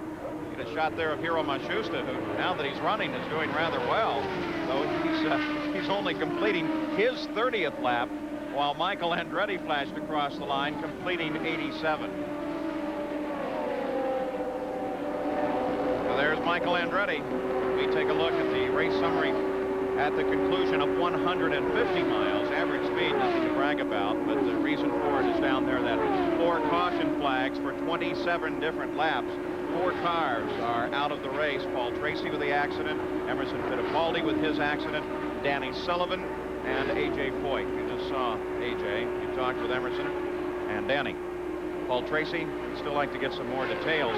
He's been taken over to Foot Hospital in Jackson, Michigan, not that far from here. Apparently, broken leg. They'll evaluate him for other injuries, and the exact cause of the accident is still under consideration, and when we get an update on that, we'll let you know. You know, Paul, I think it's kind of reasonable to assume that Paul Tracy really had a flat tire, because that kid is too good just to crash that early on. He's been awfully careful this trip.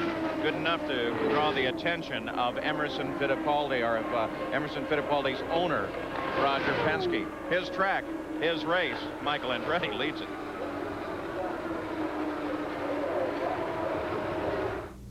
Fat-free cereal. truly, I can't imagine just how yummy that will be. Come on, can't we just have a little fun at breakfast? You know, have something with a little flavor to it? Yeah, something like this. Delicious. I like these. Kellogg's cornflakes have always been fat-free. Fat-free? Kellogg's cornflakes? Well, don't tell everyone. You'll just ruin it for them. A good reason to taste them again for the first time. Dear Thompsons, Honey, I ran out of midway through waterproofing our new deck, I ran out of Thompson's water seal and finished with another brand. So 2 days later, it rained. It was amazing. Wow. You could actually see the Thompson side working. The other side looked like I hadn't used a thing.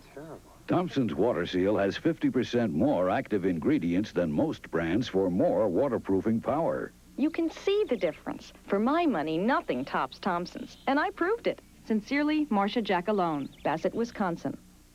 He grew up, like his father, with a fascination for racing and an understanding that winners must be thorough. That's why Michael Andretti chooses the complete protection of new Haviland Formula 3 motor oil to fight heat stress, starting friction, and engine dirt. For Michael, Haviland's been part of growing up. Of course, some kids grow up faster than others. New Haviland Formula 3.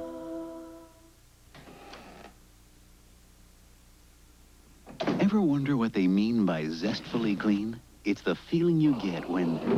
Please hold on to the bar. Zestfully clean.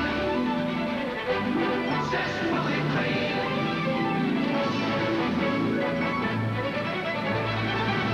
You're not fully clean unless you're zestfully clean. That's zestfully clean. Michael Andretti leading the Michigan 500, turning laps above 220 miles an hour. Rick Mears is second, Arie Luyendyk third, Mario Andretti fourth, Bobby Rahal fifth. Al Unser Jr.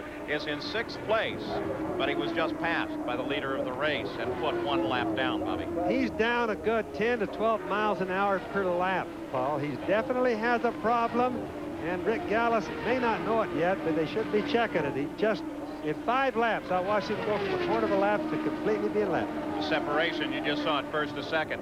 This fight continues. It is between Mario Andretti and Bobby Rahal, and it's a battle for fourth place. We'll keep an eye on it. It's a very important battle for Rahal to succeed in, because although he went into this race in the championship lead, 23 points ahead of Michael Andretti, were the race to end the way it is right now, Michael would close up and be only 12 points behind Bobby Rahal. So Rahal cannot afford too low a finish. Paul, you mentioned at the very beginning he's been averaging. Bobby Rahal, we see making a pass here, has been averaging, whoa, no. Oh, I thought, yes. That's not a pass.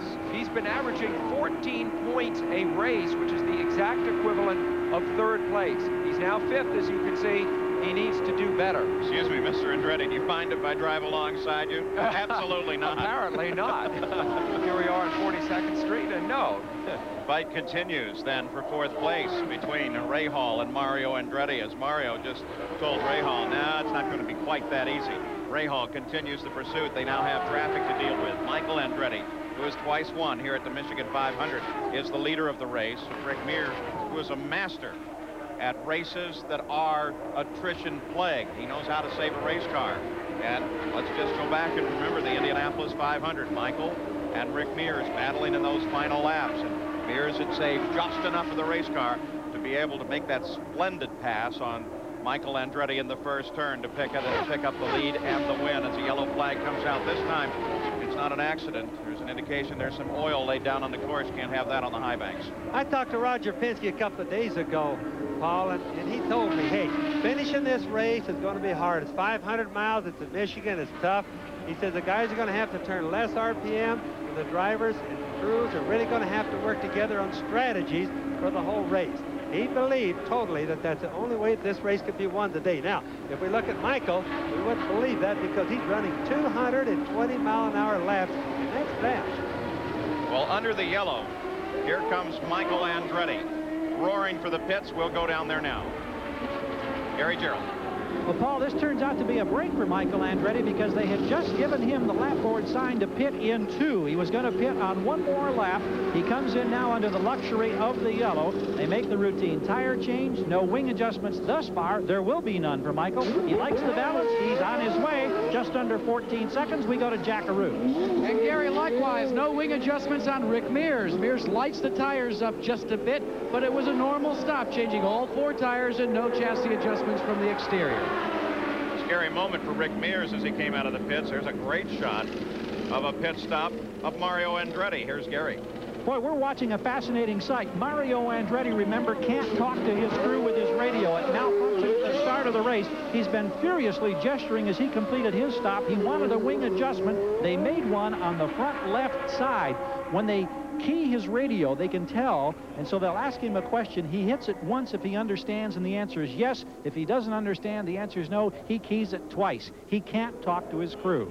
The reason for this yellow, of course, is that they noted some fluid coming off of the number 7 car, Hiro Mashusta's car, that one that they spent such a lengthy time working on in the pits, and I don't think that team's going to give it up just yet.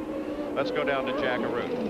Well, Al Unser Jr.'s team has come into the pits, and obviously there is a mechanical problem, an engine problem, because as he revs the engine, it is continuing to show fire and a little bit of a slight backfire. But he is off and away, and they really haven't done much other than add the fuel and change tires. Bobby Unser, what do you think? He had a little wing adjustment, and that's about all. The engine sounds awfully good, so we'll just have to see if he's able to pick up a little speed now. He knows he's been lapped. It's going to wake him up, and if it's possible, he'll just go faster.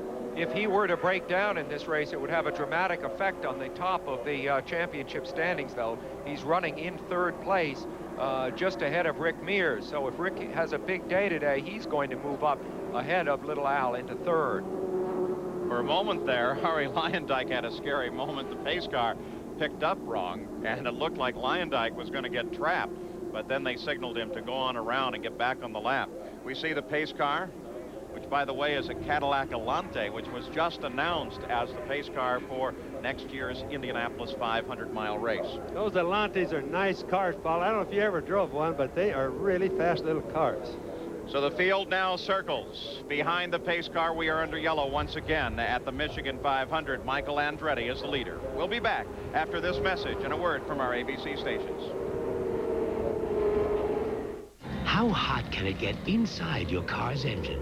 570 degrees under extreme conditions. Take a leading motor oil. Take Mobil 1.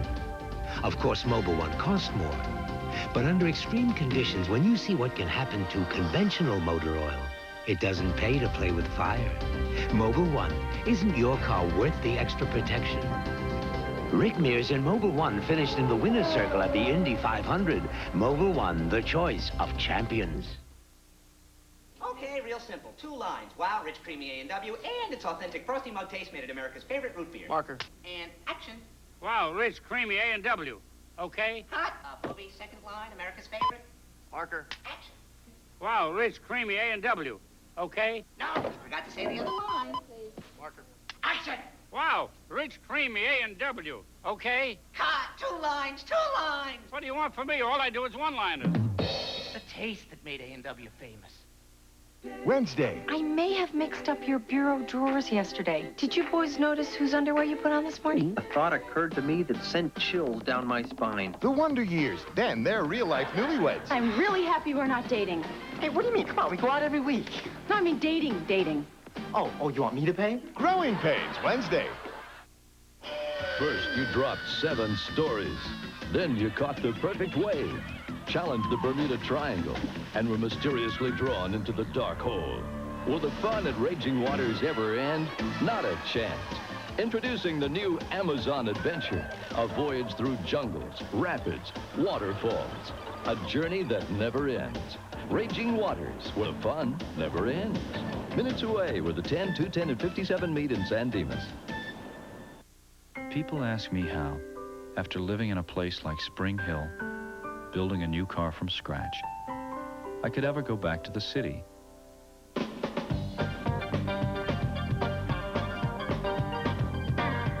I tell them in a white one, or a red one,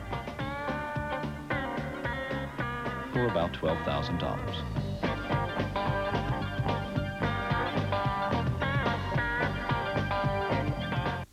Getting Out Alive, Tuesday at 5 on Eyewitness News.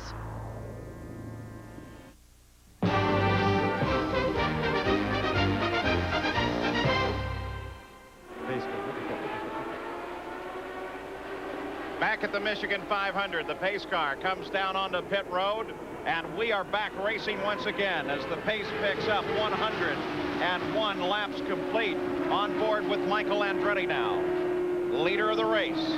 To give you some idea how much he has dominated the season, and I alluded to this earlier, he has led 570 laps so far this year, with Al Unser Jr., his closest pursuer, at 188 laps only, a ratio of about 3-to-1.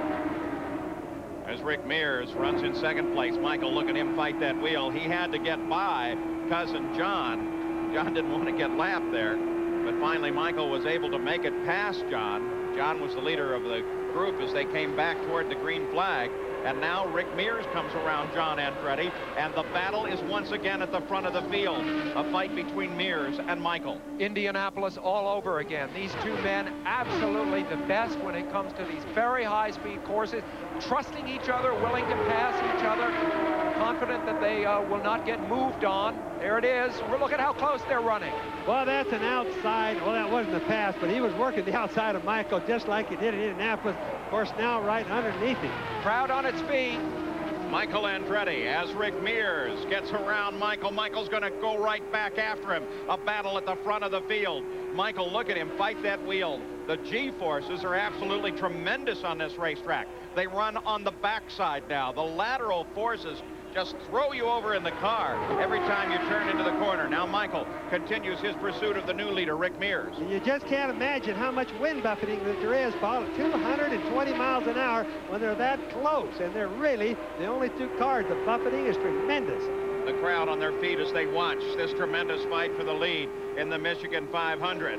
Michael tries to get down inside Rick. Rick runs a nice clear line through the corner. Whoa!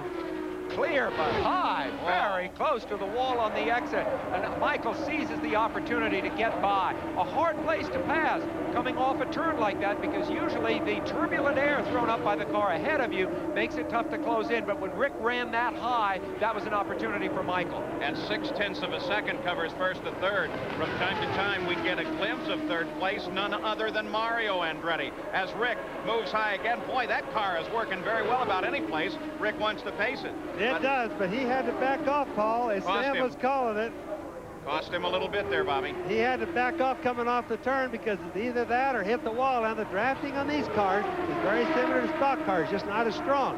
So when Michael was to the left and back of Rick, he was steering Rick's front end just a little bit. Rick had to back off coming off the turn, lost his momentum. Michael went right on by. And Rick comes down low. And boy, there comes Mario as he comes inside Rick. What was that maneuver? That one I can't explain yet. I'll have to watch it a little bit further. That is Rick Mears throwing it in reverse for some reason. Rick Mears dived low, gave way to Mario Andretti as they came off the fourth turn. But now Rick is back at full chat. Boy, right in front of the main grandstand here, just loaded with people.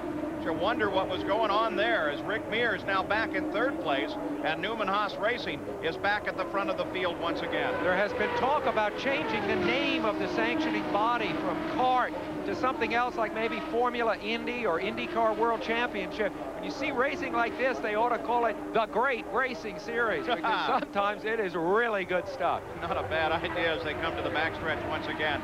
The Andretti family, for the moment, have decided to wisely break off this little battle. Rick Mears is back in third place. Now, situation developed during the practice here. Jan Bikas, driving for Derek Walker, got into the wall very hard. Apparently a failure on that car.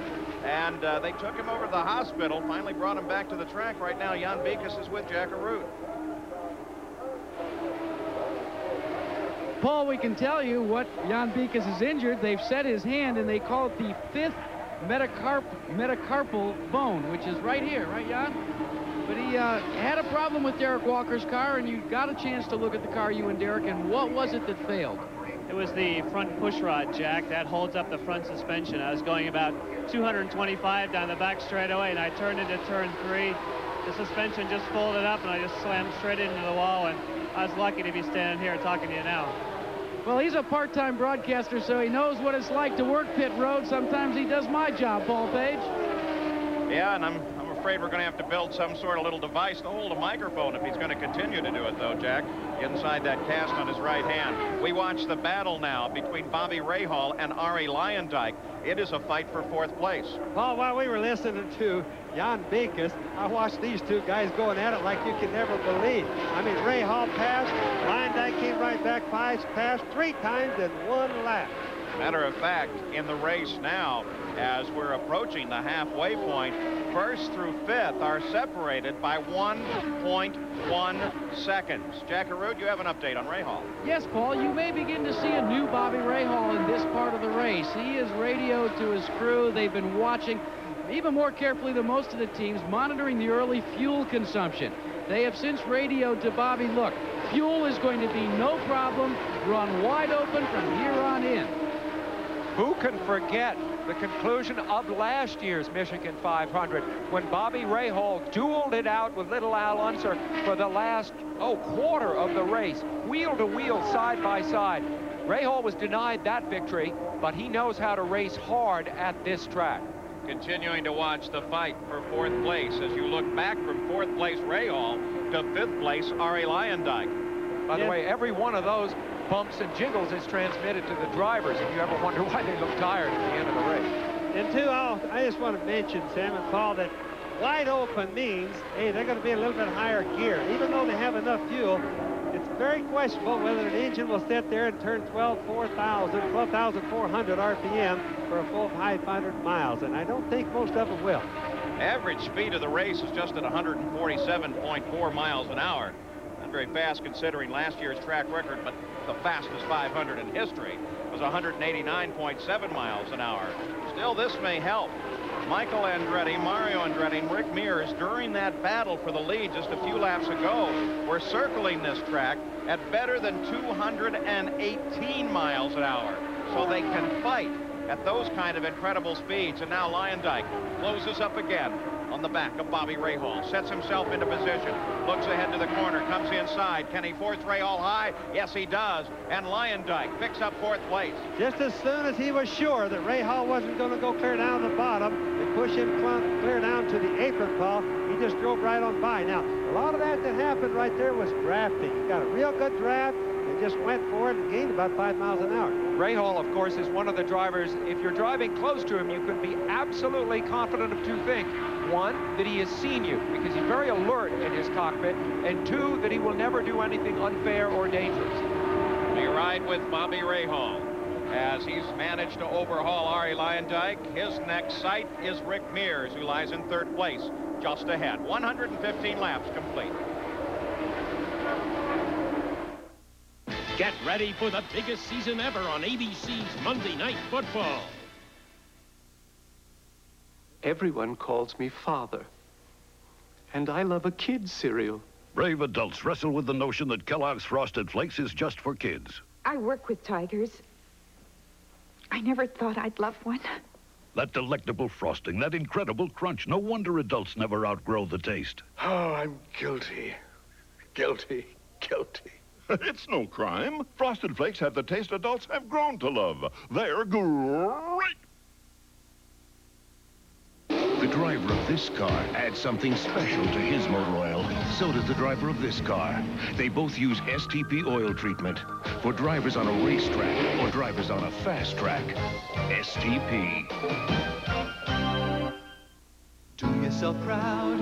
Make you look beautiful. Do it for yourself with Minwax and Wood. Get beautiful color with Minwax Wood Finish and lasting protection with Minwax Polyurethane. So do yourself proud with Minwax and Wood. A company can learn a lot in 125 years. Valvoline has. You learn in the lab, you learn on the road, you learn on the racetrack. As you learn, you make your product better. And better, and better. Today's Valvoline will keep your engine cleaner than ever before. And cleaner means more protection against engine wear. 125 years of quality. That's why people who know use Valvoline.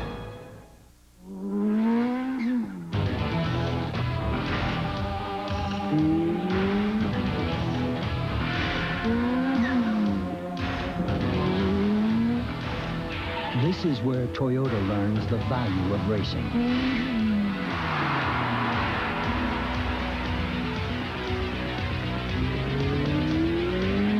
This is where you learn the value of racing.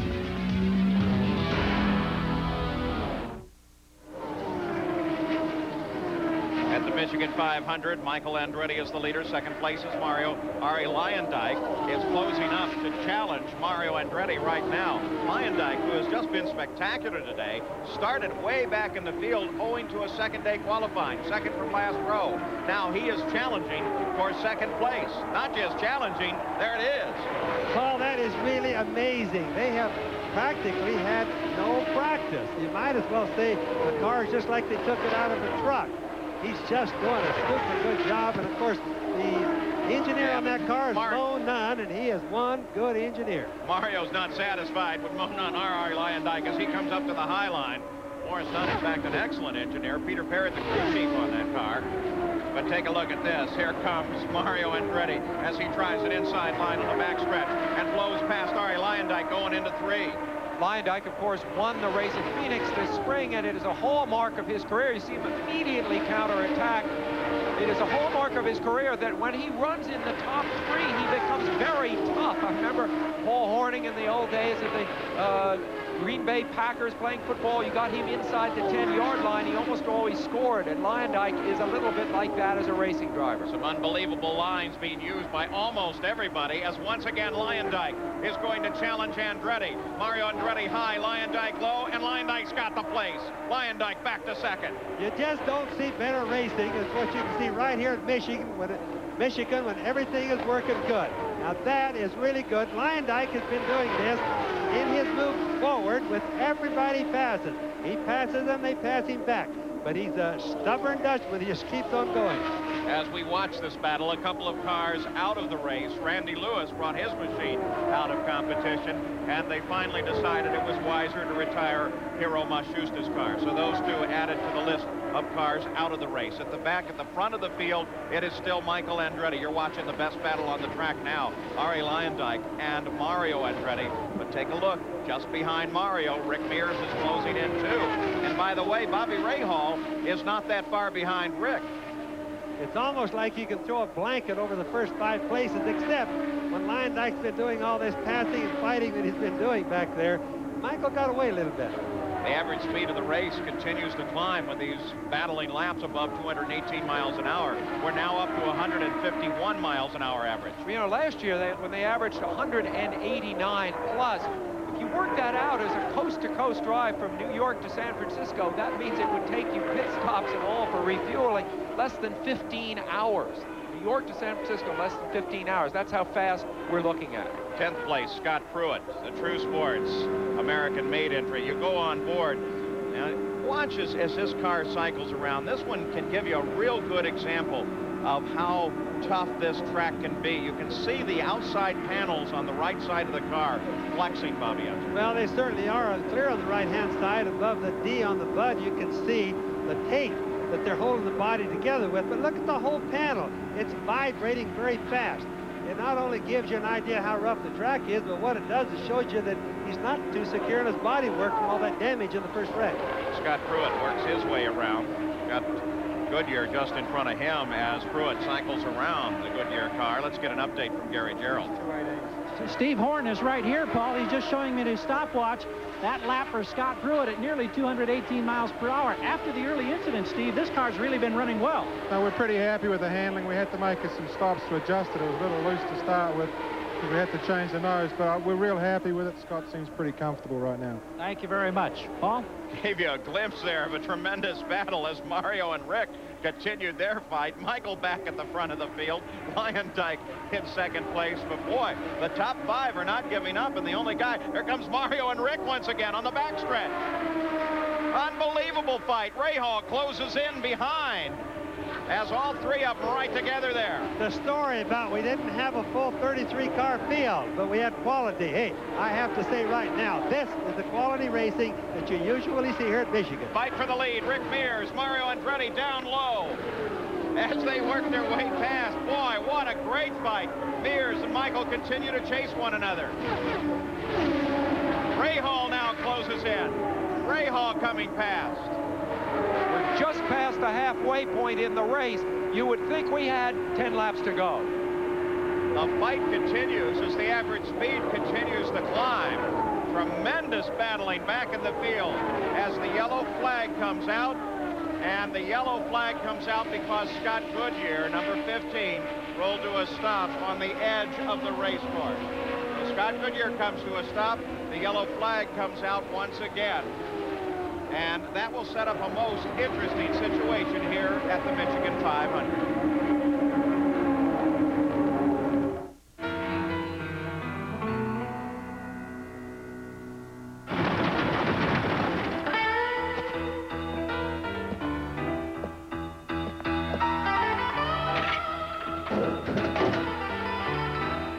Cold filtered, Miller Genuine Draft.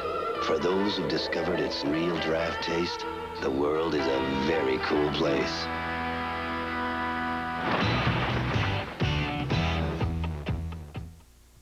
Oh no, my hair's not only going gray, now it's getting thinner. I wish they made something for gray thinning hair. They have Grecian Plus. Grecian Plus is a fresh-smelling foam that gradually brings back natural-looking color, the famous Grecian way. But this Grecian has a big plus. It builds body for healthier, fuller-looking hair. Your hair looks great. Feels thicker, too. Grecian Plus, the total treatment for gray thinning hair. How hot can it get inside your car's engine? 570 degrees under extreme conditions. Take a leading motor oil. Take Mobil 1. Of course, Mobil 1 costs more. But under extreme conditions, when you see what can happen to conventional motor oil, it doesn't pay to play with fire. Mobil 1, isn't your car worth the extra protection? Rick Mears and Mobil 1 finished in the winner's circle at the Indy 500. Mobil 1, the choice of champions. What's that? Kellogg's 19. It's a breakfast of 19 vitamins, minerals, and other essential nutrients. Have some. Make me. With its thick, toasted multigrain flakes, hearty Kellogg's 19 has a surprisingly good taste. And the best part is, Kellogg 19. no one knows it. Kellogg's 19. Really great taste in disguise. Welcome to Havana, Cuba, everybody. I'm Brent Musburger. Later today at 5 Eastern Time, we'll bring you coverage of the 11th Pan American Games. The track and field competition gets underway. Women's diving. And we'll also update the women's basketball story as they take on Brazil. All this and more coming your way at 5 Eastern Time on ABC. So plenty coming up later on ABC Sports coverage of the Pan Am Games from Cuba. Scott Brayton with a problem. They pulled the cowling off, a lot of smoke being displayed at the back of the engine. Something's definitely overheating, but it doesn't look like the team has given up on this yet. It may, in fact, just be a separation at one of the, it looks like a cooling hose separation, Bobby Unser. Well, it certainly does, Paul. In fact, that's, I'm sure, is what happened to it.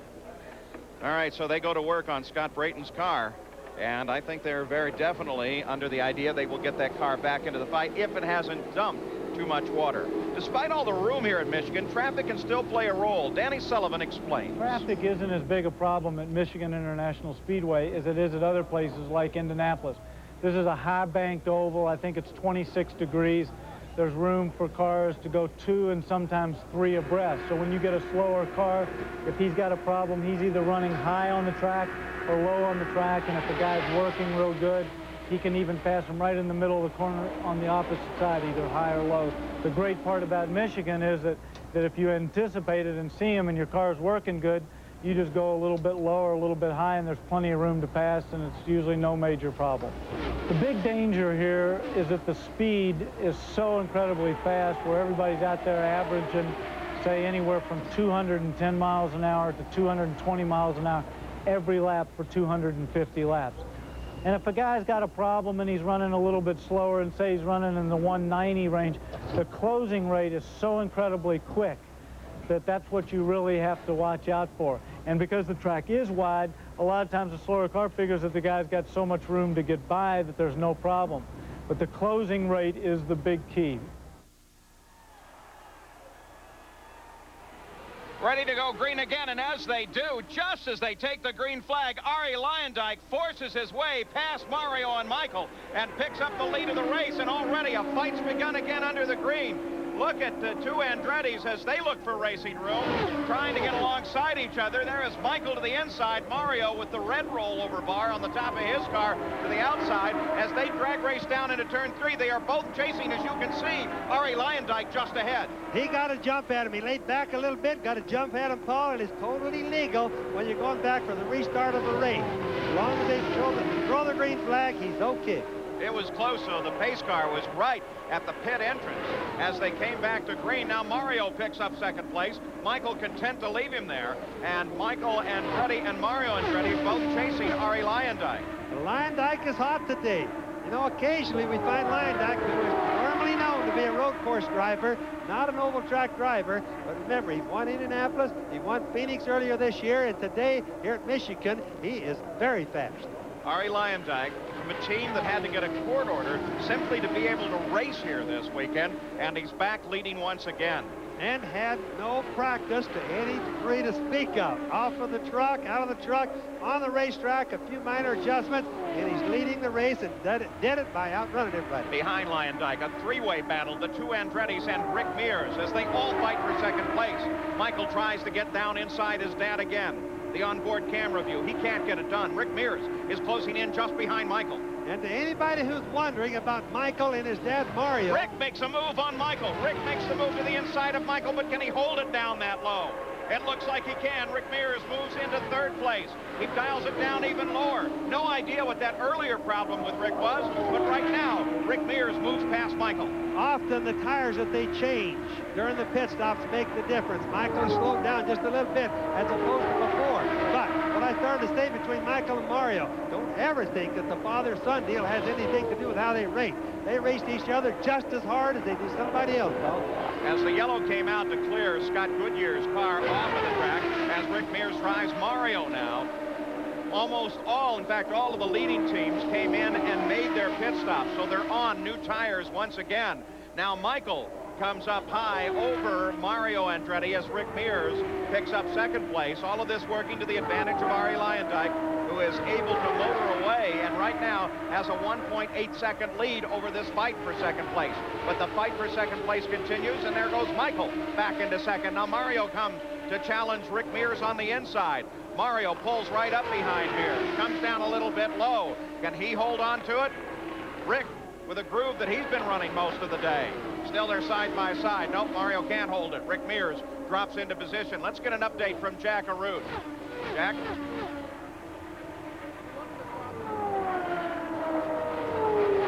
I thought Jack Arute was there.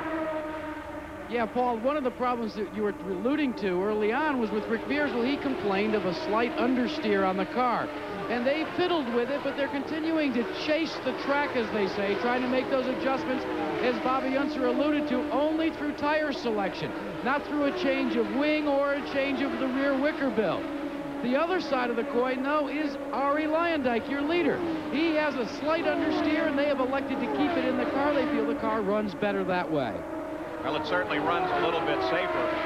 That's at push. The understeer is a little safer condition. Let's go back, if we can, and take a look as they came out of green at the spectacular move made by Arie Luyendyk. Now you can see him, the brightly colored car, pace car just barely off the track, and Luyendyk is already making a move to the inside and looking at Andretti. The car on the left there, though, the black car was Jeff Andretti, and he actually came up and took the flag rather slowly and held up, you know, his brother and his dad. I'm sorry, that's often the case, Paul, because Jeff Andretti's driving a Cosworth doesn't have the power, especially down low, that the Chevrolets have. Yeah, if he'd stood on it back in 3, he might not have been up to speed. Seems like a pretty close call with the officials, and it also looks like going to be some serious conversations at the Andretti dinner table. I think the pace car has been coming off awfully slow. It should be accelerating over in turn 3 and getting out of the way. The Lord only knows that Alante is more than fast enough to start this race, but whoever drives that pace car is really slow at getting the racing car. And Rick and Michael Andretti are back at it again. This time it's Michael. Whoa, what a wonderful fight this has been. You know, at this moment in a race, a driver must be both extremely aggressive, ready to counterattack if he's been passed, ready to do anything he has to do. But he has to be also very cool and analytical. He can't get carried away by the battle. Whoa, a puff of smoke at the back of Michael's car. Whoa. And Michael slows. Now it really slows.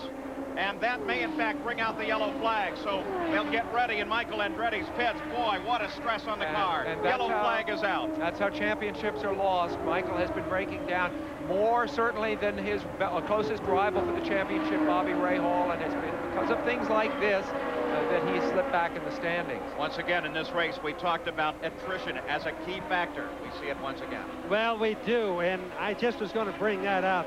They've been running awfully hard, 220-mile-an-hour laps. That's not even a pace. That's a flat-out, almost qualifying deal. And, you know, these engines just won't take it that long, and I'm sure that's what it is an engine that's blowing Michael's car. It's really sad because he's done a tremendous job. Poor Michael, he's won 4 of the last 6 races. And now, after this marvelous battle at the front of the field, suddenly something lets go, and his engine is silent. This could be the pivotal moment in the battle for the championship this year. Bobby Rahal, who had almost a full race lead, so to speak, on Michael in terms of the points, a 23-point lead, and the most you can get out of a race is 22 points. There's Sandy, Michael's wife. I'm sure she can interpret these facts as quickly as I can. But the point is that Bobby Rahal is out there and running well. There are only 7 races left, or 6 races after this one. This is a very big turning point. Remember that Michael did come into this race second in the points, but Michael has fallen out of 5 races this year. Rahal has only failed to finish in 1. We'll be back with more as the Michigan 500 is under yellow after this message and a word from our ABC stations. Good game, good friends. And now that I use Fix-It-Int, I can tell the ref what I really think. Fix-It-Int and forget it. Are you nuts? Before I switched to Fix-It-Int, Jones Peanut Crunchies only looked delicious. Fix-It-Int and forget it. Fix-It-Int is the strongest holding denture adhesive you can get. It even stands up to the hottest liquids. With my old adhesive, I'd never make a presentation and drink hot coffee at the same time. For the strongest hold you can get. Fix-It-Int and forget it. The driver of this car adds something special to his motor oil. So does the driver of this car. They both use STP oil treatment for drivers on a racetrack or drivers on a fast track. STP. How do I know where to get my brakes done right? Come to Midas. You get a lot of value for the price, plus peace of mind, knowing the job will be done right. That's why more people come to us for brakes, knowing that nobody beats Midas. Nobody. Tuesday. Nobody can eat this crud. If you don't finish your crud, you're not going to get any crap for dessert. Can Roseanne keep the family together? This whole marriage family thing's been a lot of fun, but I got to go. Then Luther does his taxes. Get back $41,000. How can you be getting back $41,000 and you don't even make $41,000? I thought maybe it's because I kept good record. Coach, Tuesday. Coming from Orion Home Video, Dances with Wolves. Winner of 7 Academy Awards, including Best Picture, Best Screenplay, and Best Director, Kevin Costner. Dances with Wolves, coming to video stores everywhere August 28th from Orion Home Video.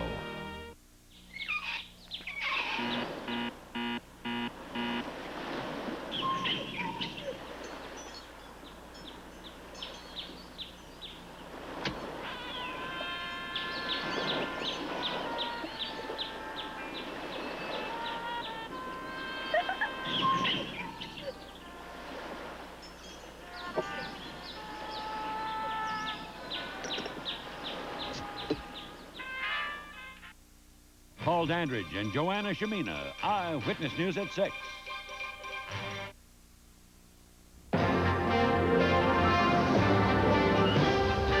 The Michigan 500. Brought to you by Kellogg's, the best to you each morning. And by First Brands Corporation, maker of STP oil treatment.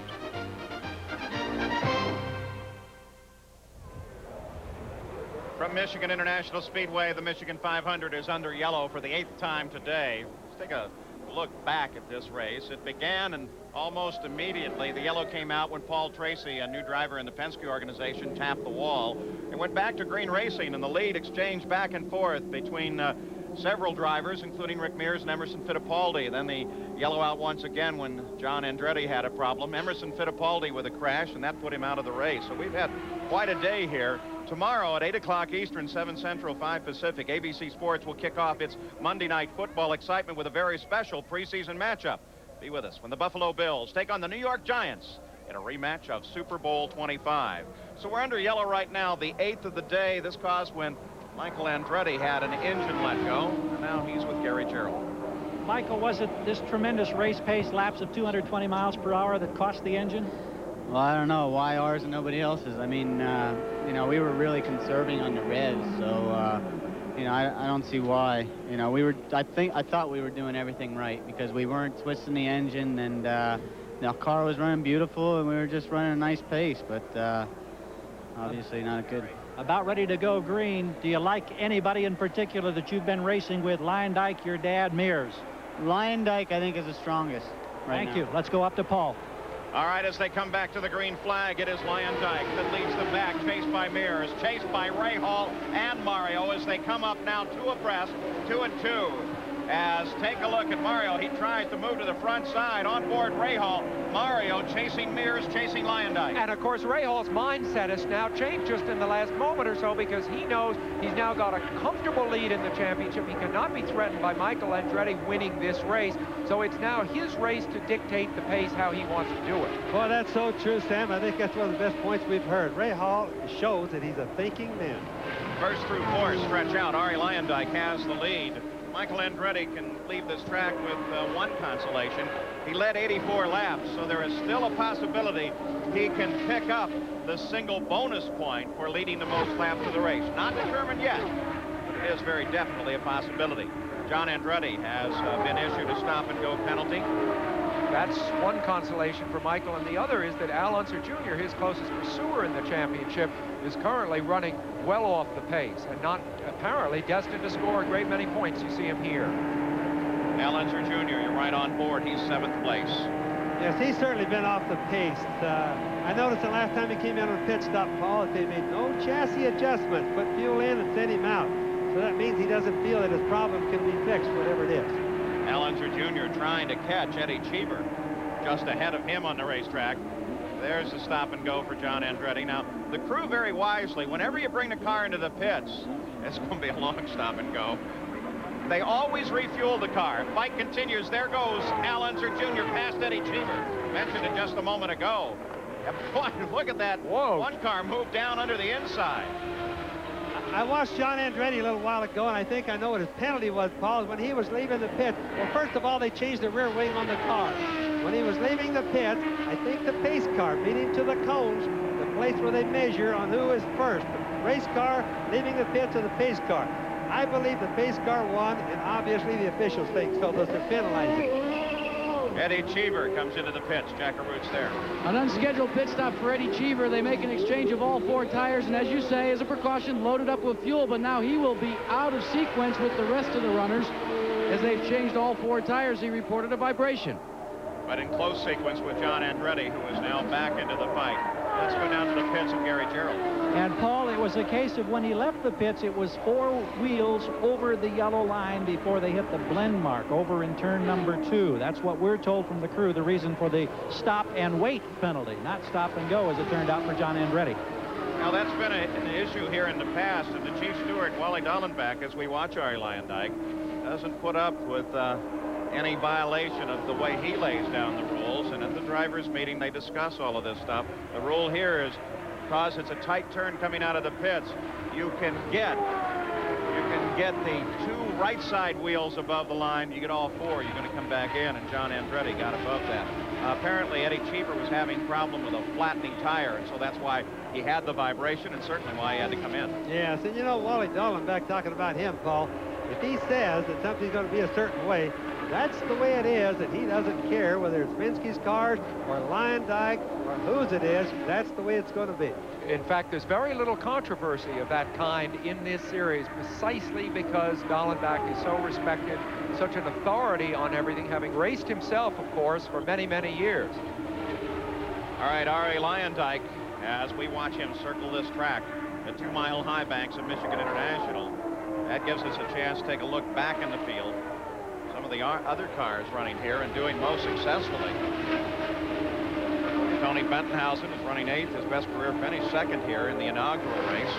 And Pancho Carter, you see him right there. There's Pancho chasing in, running 9th. He was the winner of the very first race. There's Tony Bentonhausen as he runs behind John Andretti. We were just watching Scott Brayton, the guy who we thought originally blew an engine. We guessed that he had broken a water hose or some sort of a water pipe. It's back in, Paul, and he didn't blow an engine. The Chevrolet didn't blow, and it was water. He got water, and he's back in now. You have to be careful, though. You have no idea when the water went how much overheating the engine experienced. The onboard computers, they know a great deal. Let's get an update from Gary Gerald as we watch Tony Bentonhausen chase John Andretti. And, Paul, we can address that situation for Brayton. Indeed, Bobby was right. They broke a clamp. They lost the water over a period of time. Then the oil pressure went down. That's when Brayton shut it down and came in. They put the water back in. They fired the engine. The oil pressure was there. He's now back in the race. Boy, does that tell you how tough that motor is? Oh, I tell you what, if it keeps on going, they owe something to somebody, Paul, because it's not likely. These engines, again, turn over 12,000 RPM, produce about 760 horsepower, and it's not likely they can do that without hurting. Well, Scott Brayton lost 12 laps in that. He runs 11th right now, but still 12 laps off the leader pace. You know, you mentioned Pancho Carter. Back when he won this race 10 years ago, speeds were 25 miles an hour on the average slower than they are right now. That's just 10 years ago. To suggest now, you think, how fast might they be going in the year 2000, 10 years from now? The possibility of 250-mile-an-hour lap speeds is, I think, a very real one. Paul, I was just clocking Ari Lyondike. Ari is running 222.5 miles an hour laps. Now, again, I think that's awfully hard on the engines. The race has still got a long ways to go. Ari's on a hot streak, but boy, that's fast. On the other hand, of course, he didn't put very many laps on his engine during practice, did he? It's kind of a fresh one in there. Ari Lyondike at 222 as 222.9 as his qualifying speed. So right now, you're watching him run laps as fast as he qualified. Here's Scott Brayton. Well, we wondered whether or not running that engine without water might make a difference. Scotty gets some water. The engine maybe have needed it more. Well, there's not really much more they could have done. It was worth a gamble. Now, we don't know for sure what he's in for at the moment. But, hey, that isn't good on them when they flow that. They probably flow 70 gallons a minute of water through that engine, Paul. All right, so they work on Scott Brayton's car. The battle at the front of the field for the moment is broken off with Ari Lyondike in the lead, followed by Rick Mears, Mario Andretti, Bobby Ray Hall, Scott Pruitt, Al Unser Jr., and Tony Bentonhausen.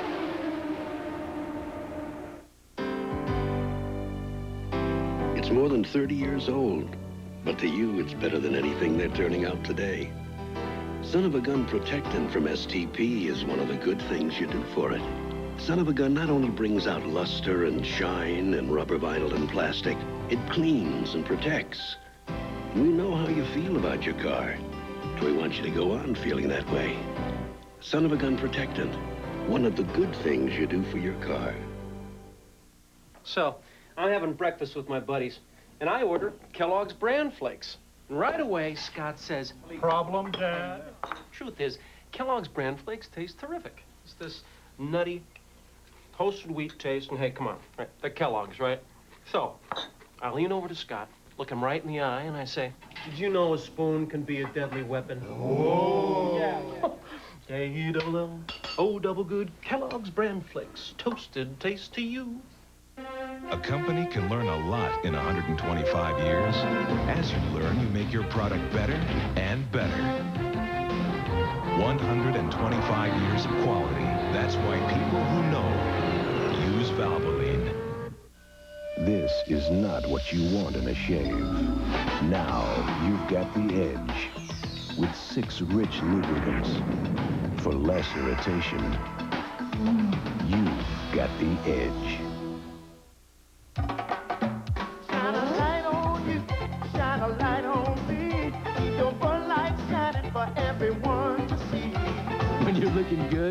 on Bud Light. The clean, fresh taste won't fill you up and never let you down. You can taste it, you can feel it, you know you got it right. 'Cause everything else is just right. Just keep your Bud Light shining. Everything else is just right. You got to shine on. Everything else is just right. This season, only one place has an action-packed schedule featuring the nation's top teams from the Pac-10, the Big Ten, and the CFA. There's only one place to turn for the best in college football. ABC Sports.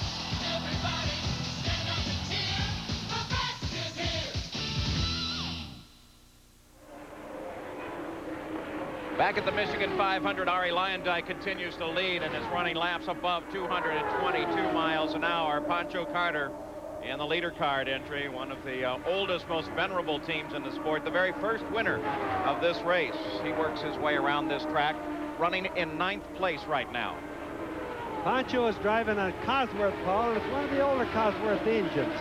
Lacking in a lot of horsepower, but without doubt, one of the best oval track drivers that we see. Good news from Cosworth is that they have an engine they've been testing for over a year now, and we really expect that engine to make an appearance just any time. Not sure which car might have it, but it should be a whale of an engine. Let's go down to Gary Gerald. Well, Paul, just an update on Pancho Carter. Of course, won the inaugural 500 here at 1981. John Barnes and A.J. Watson very concerned because they lost their primary motor just before qualifying, and Pancho had been over 220 miles per hour here in practice. The motor they put in, John Barnes told me last night, he said, I don't think we can run more than maybe 5, 10, a dozen laps. I'm surprised, and I'm sure they're surprised that Pancho's still out here going round and round. Done a pretty good job. The leader just came around Pancho, Ari Lyondike. Pancho's really staying right there in the fight. Now the leader comes around John Jones as well, Buick powered. Those two cars, here comes Pancho as he comes up to challenge John Jones. Pancho, of course, one of the many drivers I started into a list a little bit earlier who suffered bad leg and foot injuries. You see the leader now, Ari Lyondike, peeling off and starting down the pit lane. Ari Lyondike brings the car in. We watch carefully. Look at the uniforms there. Incidentally, 10 per crewman. For 30 guys, that's a budget of $30,000 just for the uniform. Let's go to Jack Arute. Well, interesting to note, gentlemen, is it's a normal pit stop for Ari Lyondike. They've elected to retain the slight push. But more importantly, they've been logging each and every lap. Since lap 151, they have radioed Ari Lyondike that he should run, again, wide open. And on lap 160, he adjusted the boost just a bit too far, and the valve opened up for a split second. At least he knows where the edge is now as he makes his pit stop at 168 laps of the 250 lap scheduled distance. Bobby Rahal, who was running in 2nd place behind Rick Mears, comes into the pits. Gary Gerald's there. We watch this team go to work now for Bobby Rahal. Here's a man who's won more points in IndyCar competition in the 500 here than any other driver, but he's never won. Down off the jacks quickly, waiting to go. This could be a very fast stop. Fuel only just over 13 seconds. They're pleased. As Rahal rolls out, Jack Arute is watching Rick Mears come in. And Jerry Brion goes to work to make removing the rear wicker bill on the car. As we told you, they've been chasing an understeer that they don't like all afternoon. This is a chassis adjustment to try and make that change. They are very concerned, though, that they go too far, that they over-engineer and over-adjust the car. He's off and away. Well, exactly, Jack, because, of course, when you fool around with that wicker bill at the back, you're talking about the stability, the inherent stability of the car. And if there isn't enough downforce at the back of the car, then you've got a car that wants to spin out, so to speak. And at 220 miles an hour, that isn't something you want. That adjustment, putting the wicker bill on, Sam, is measured in thousands. Jeff Andretti coming in. Jeff Andretti makes his stop. Jerry Brion slides those things out sideways and slides them right in, and Rick knows what they do, and he calls them in thousands, and that's a real small adjustment. This is the second time that they have brought him in as the cowling also comes off. And you can see some race officials at the back of the car, and they seem to know exactly what they're concerned about. And one of the real concerns, now they're trying to put some water down on a part, get a little fire under there. That'll happen quite easily, though, and it's easily handled. Let's go down to Jack Arute. Paul, let's explain to you and actually expound upon what Bobby Unser was telling you about wicker bills. You see right here, up on Rick Mears' gas tank, are an assortment of wicker bills that are adjusted by thousandths of an inch. Now, Jerry Breon, the rear tire changer, grabs one of those when they're going to make a change and adjust the chassis. As he comes around, before he changes the tire, he flips up a small lever that frees up that wicker bill. All he has to do is slide it out. If they're going to replace it, slide the new one in. In this case, they just totally took it out. It takes approximately 2 seconds to accomplish this task, and I'll be quite honest with you, many times as you watch a pit stop, it goes unnoticed. You don't even see it happening. And the wicker bill is that strip, you saw them, they were sitting up right there, though, goes along the back edge of the wing. In fact, Bobby, you and Dan Gurney kind of figured that out, didn't you? We were the two guys that invented that originally, and that's where it got its name, by calling it a wicker bill one day. Dan and I did. And Jerry Breon, for example, is the fabricator, the chief fabricator for Penske Racing. And he's the one that figured out how to change that so fast. And as Jack says, often we never see them change them because he's like a magic man. It's just zoom, zoom, and it's done. Scott Pruitt in the pits. He's made numerous stops today following the Paul Tracy crash. He scrambled up as high as 5th place. His best 500-mile effort was 8th, the 1989 Pocono 500. Gary Gerald? Well, we're watching Scott Pruitt. He came in motor off, Paul, and they're working back underneath around that transverse gearbox, and we don't know what the problem is. Now we see something that would indicate they may try to bleed, well, apparently some fluid back around one of the springs and the shocks on the left rear side. They're calling for some more equipment. Pruitt's still here. We may have, no, they've got everything under control. They wanted some water in case there was an overheating fire problem, but nothing has developed like that. I think they're trying to bleed brakes.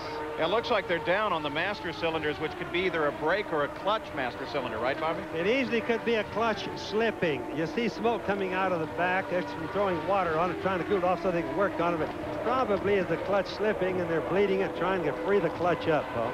This, of course, is the only car in the field made entirely in the United States. They have had so far a difficult season, promising at times, but frustrating more often than not, with an 8th place at Portland, a 4th place in the recent race at Toronto being their best finishes. But the potential has been there for a top 3 finish. There was some surprise expressed when the Chevrolet engines announced some new engines that they were going to be next year, that the True Sports organization was not included on that list. Now, that doesn't answer the question whether or not they particularly asked or anything, but I think there was a public presumption that in fact they would, because that car has been handling so well in the corners and just needs a little more power. At the conclusion of 300 miles, here's your race summary. 7 cautions. By the way, that's not nearly a record here. There have been many more than that in the early going, as many as 14 in one race. But 12 lead changes, 8 different leaders. You think we don't have a race going on here at the Michigan 500? 176 laps as Vince Granatelli watches his car, and he really had to fight to get that car in his race. A court action. He sat in court most of Friday. The car not permitted to go out on the racetrack because an injunction had been filed to keep the car off the racetrack by a sponsor who said, we paid the money, and the name isn't on the car. Well, they got it all settled, at least for the time being. Vince Granatelli's car is out there with Arie Luyendyk at the wheel, and Arie Luyendyk is leading here at Michigan. We'll be back.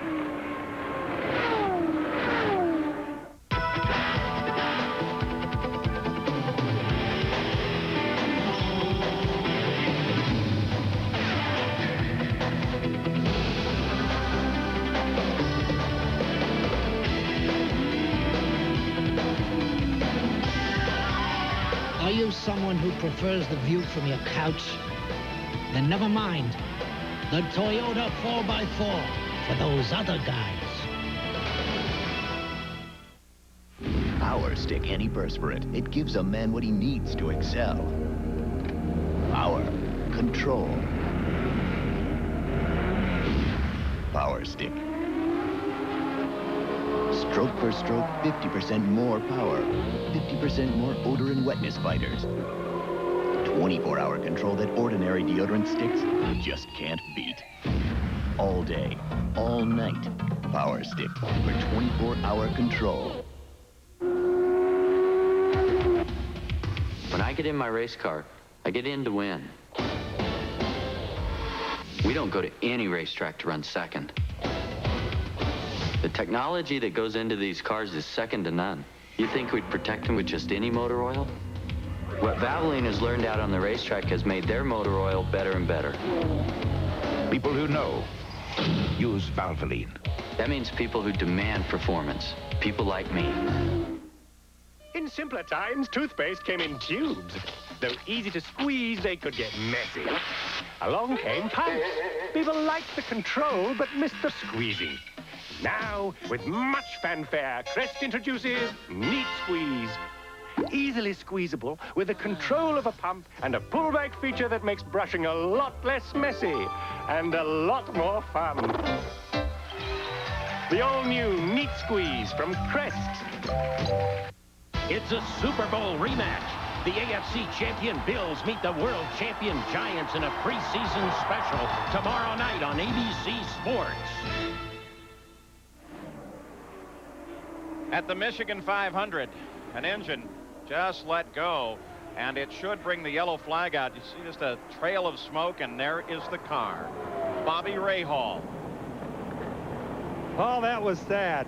Look at him shake his head. He's really got to feel bad. You know, he's talking about the CART championship, and boy, it looked like he had an edge going into the race today. Well, he's still got a strong lead in the PPG Cup. In fact, he will leave this race still with a lead of the points, but this is going to be very costly to Rahal. He was running in third place behind Rick Mears, and just like the Michael Andretti engine, a very fast onset. The yellow flag comes out as a result of the engine letting go on Rahal's car.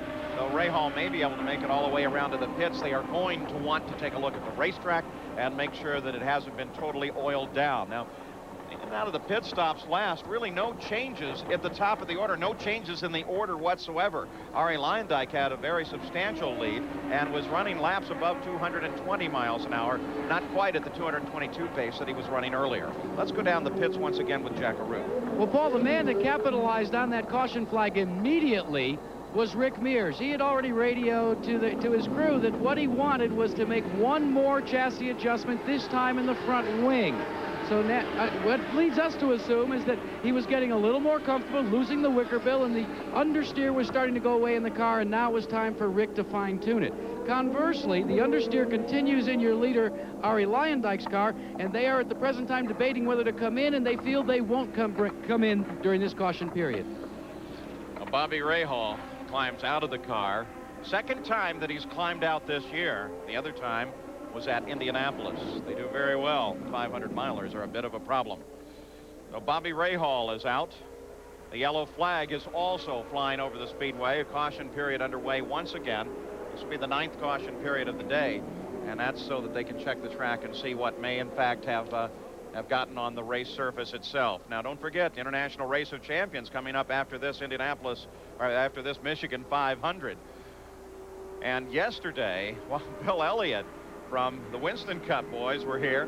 He got a chance to drive one of the Chip Ganassi cars. Now, Eddie Cheever would normally drive this, but one has to remember that Eddie's a pretty tall guy, and Bill Elliott is as well, so everything seemed to match up. And Bill Elliott, who is more accustomed to having some nice coverage around him and not looking at the wheels wiggling around out there, got the car up to 210.5 miles an hour. Ford Cheever, I think, finally said, whoa, he's coming a little too fast. I'm not so sure they didn't want to figure out how to get Bill into this race. And afterwards, he talked about it. Cars stick so well. When you get to the corners, they turn, you know, they do what they need to do. You know, I'm still a little hesitant on what I do, and I just, like I said, just getting the general feel of the car would take several races as far as, you know, knowing what you could and couldn't get away with in the car. And all I can say is if he ever decides to come up here, there's a car here waiting for him. That says a lot. Wouldn't that be interesting? Phil Elliott in an Indy car. Now, of course, we'll have coverage of round number 3, the 3rd race in the 1991 International Race of Champions. And that'll be coming up right after the conclusion of the Michigan 500. We're under yellow once again. Let's go down pit road and Jack Arute. Well, Bobby Rahal is almost as quick as the good run was going. It ended just as quickly. What happened? Oh, piston broke. You know, that's the weak point on these motors, and we were just, we put an extra long top gear in it just to cruise. That's what we were doing out there, and that's, you know, with a shorter gear, for the end of the race, and everything was going according to plan, but unfortunately, even at the reduced RPMs, the piston still broke, so. Once Michael had dropped out of the race, it looked as if you were going to have at least your points lead safe and sound going into this race, and it looked like you picked up the pace just a bit. Well, I wanted to stay with Rick and Ari, and we had a real good pit stop and got ahead of Mario and pulled away from him. Cheever was hurting me a little bit. You know, he wouldn't let me by, and the turbulence off his car was holding me back a little bit. But as I say, with that long gear in there, you're not as quick as, you know, ideal down the straightaway, so that probably hurt me a little. But we were going according to plan, and it's just, yeah, with Michael falling out, I thought, you know, maybe that would work out for us. As it is, it really doesn't hurt us anyway. I mean, we could have made some hay, but you know, we'll just have to get them next time. No 500-mile finishes for this team this year, but they're still atop the points, at least till the end of this race. Let's check with Gary Gerald. And 2 pits away from Bobby Rahal, a disappointed Steve Horn, who calls the shots for True Sports, and of course Scott Pruitt. You had a lot of pit stops today, and that ends up costing you. Well, we had to make a lot of pit stops early on to repair the damage that we incurred on Paul Tracy's accident. And I think in the end it was just too much for the clutch, and clutch gave out and we had no drive. This has been a race of attrition. We all knew that was going to be the primary concern. Did you think that it would become this acute? I think we knew it was going to be attrition. We hoped we weren't one of them, but we were being very, very conservative on the car and breathing at every lap, and just hoping to get to the finish. But the early pit stops really hurt us. Steve, let's ask you about next year. Could there be a Chevrolet in your program? Do you want the Chevrolet power plant? We certainly want Chevrolet. I think you've got to ask them about that. There seems to be a bit of controversy about that right now. Just like to say one other thing. Hi to the guys back in Columbus. Real proud of this car. Thank you very much, Steve Horn. Paul? Well, we're ready to go back to green, but you saw Ari Luyendyk with a most interesting move. He ducked into the pits, picked up a load of fuel, and headed out to join the field. You can see him there at the back of the order. And so Ari Luyendyk, now as we come back to green flag with Rick Mears as the race leader, will have to carve his way up through traffic. He pulls up just behind Rick Mears and Mario Andretti. So first, second, and third are battling for the lead, and already they begin to pull away. So while there was confusion there for the moment, now it seems to have settled down with Rick Mears running to the lead, then Mario, then Ari Luyendyk. But the question will be, we're watching for a possible black flag to come out. Down at the starter stand, they're beginning to try and process what may be a black flag, a flag to come in for a penalty to car 9. Ari Luyendyk, the third-place car at the moment. He passed a couple of cars before they weren't the real slow cars. They've been lapped a lot of times, Paul, and you would think that Wally Dallenbach would put out a stop-and-go penalty for that because he passed him before the green flag came out. So Ari Luyendyk, we'll be watching him. We'll also be watching the starter stand. That information has not yet been communicated from the starter's position over the start-finish line. Of course, they can also do it via the pits by two-way radio directly to the car. So we'll keep an eye on that situation. Yes, Nick Finoro just gave Ari Luyendyk a furled black flag. And we can go back and take a look at the restart, just a few laps ago.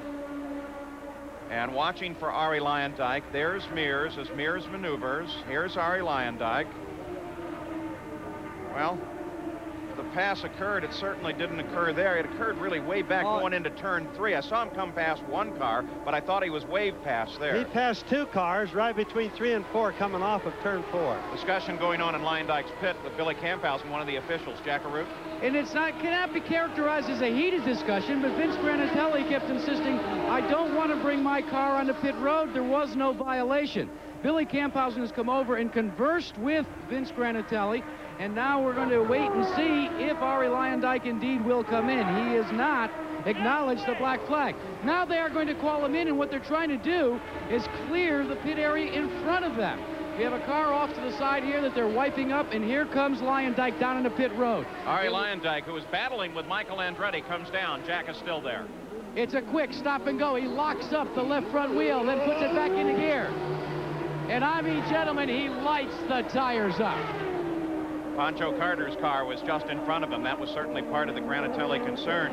Videotape didn't show it, but the videotape didn't go back quite as far as the violation may in fact have occurred. Let's go back down to Jack. Paul, we're here, and Vince Granatelli is talking to Mo Nunn. Let's see if we can get a word with him.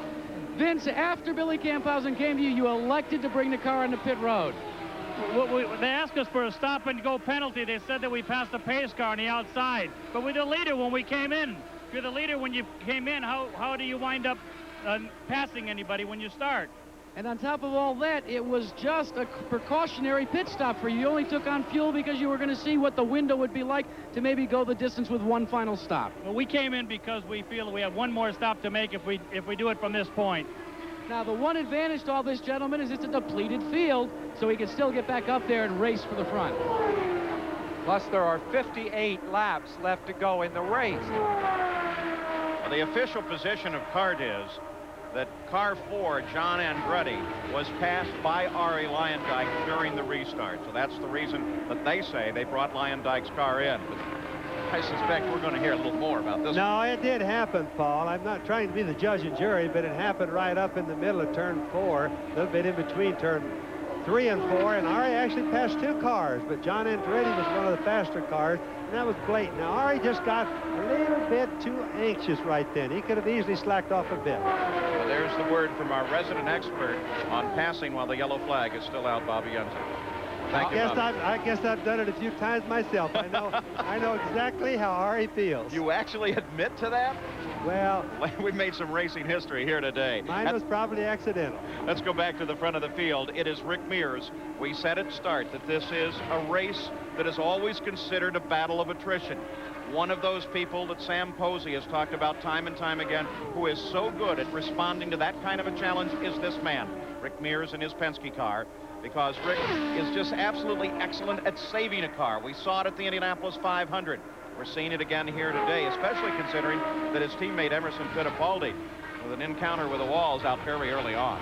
In 10 years, this race has been won only twice from pole position, once by Mario Andretti, once by Michael Andretti. But now, of course, we're looking at the pole sitter, who has a pretty solid lead right now. And Rick Mears, of course, has got to have in the back of his mind what happened to Paul Tracy right at the beginning of the race, and what happened to Emerson Fittipaldi, his 2 teammates, both out very suddenly with things that may have been car problems. Do not yet know exactly the cause of their retirement. Things like that work on a driver's mind, but obviously Rick has plenty to keep him occupied right now. So Rick Mears leaves here in the Michigan 500 out in front with 197 laps of the 250-lap scheduled distance complete. Let's go back to Jack Arute. Sam, you were alluding to the fact that maybe Rick was wondering whether it was a mechanical problem or not. Well, throughout the course of the race, Roger Penske and the rest of the team have been conversing with Rick Reineman from the Fittipaldi team and Tim Bumps from the Paul Tracy team, and neither of them feel that it was a mechanical malfunction that caused either of the accidents. So that has set Rick's mind at ease, so to speak. They do feel that maybe there was a puncture on a tire for Emerson Fittipaldi, and they also feel that most likely Paul Tracy just found himself up in the wall after encountering some turbulence after passing Scott Brayton early on in the race. So in the mindset for Rick Mears, I think he's okay. Well, that turbulence can be interesting at the restart of any race. Rick Mears continues to run in front. One person keeping an eye on this is, of course, Tony Williams, who organizes some of the religious services here in the morning for the races. After being able to hurdle his car around a series of road courses, we asked Rick about how enjoyable running an oval is. No, you still hustle a car, you just hustle it differently. It's, you know, if you're running on a limit, you're hustling. Whether it's a smooth limit, whether it's a stabbing limit, or whatever the case may be. To run hard around here, to run on a limit, you know, with the G-force that you have, with side loading, it's that old rock on the end of the string waiting for it to break, so to speak. And so you're definitely having to hustle the car. And it's a different type of enjoyment. It's more of a fine line edge type sustain that you stay on for a long period of time because of a long corner, rather than just a run in, break, hit the limit for a little bit through a corner and back out. Here you stay on that limit for a long period of time. And Rick Mears just clocked his lap at 221.2 miles an hour. So with 15 different lead changes among 8 different leaders, it sees the pole sitter, Rick Mears, at the back of the front. And whatever they did to Rick's car last changes that they made, front wing adjustment, to match up with the rear wicker belt they changed has helped it. He's actually running faster than Ari Lyondike right now.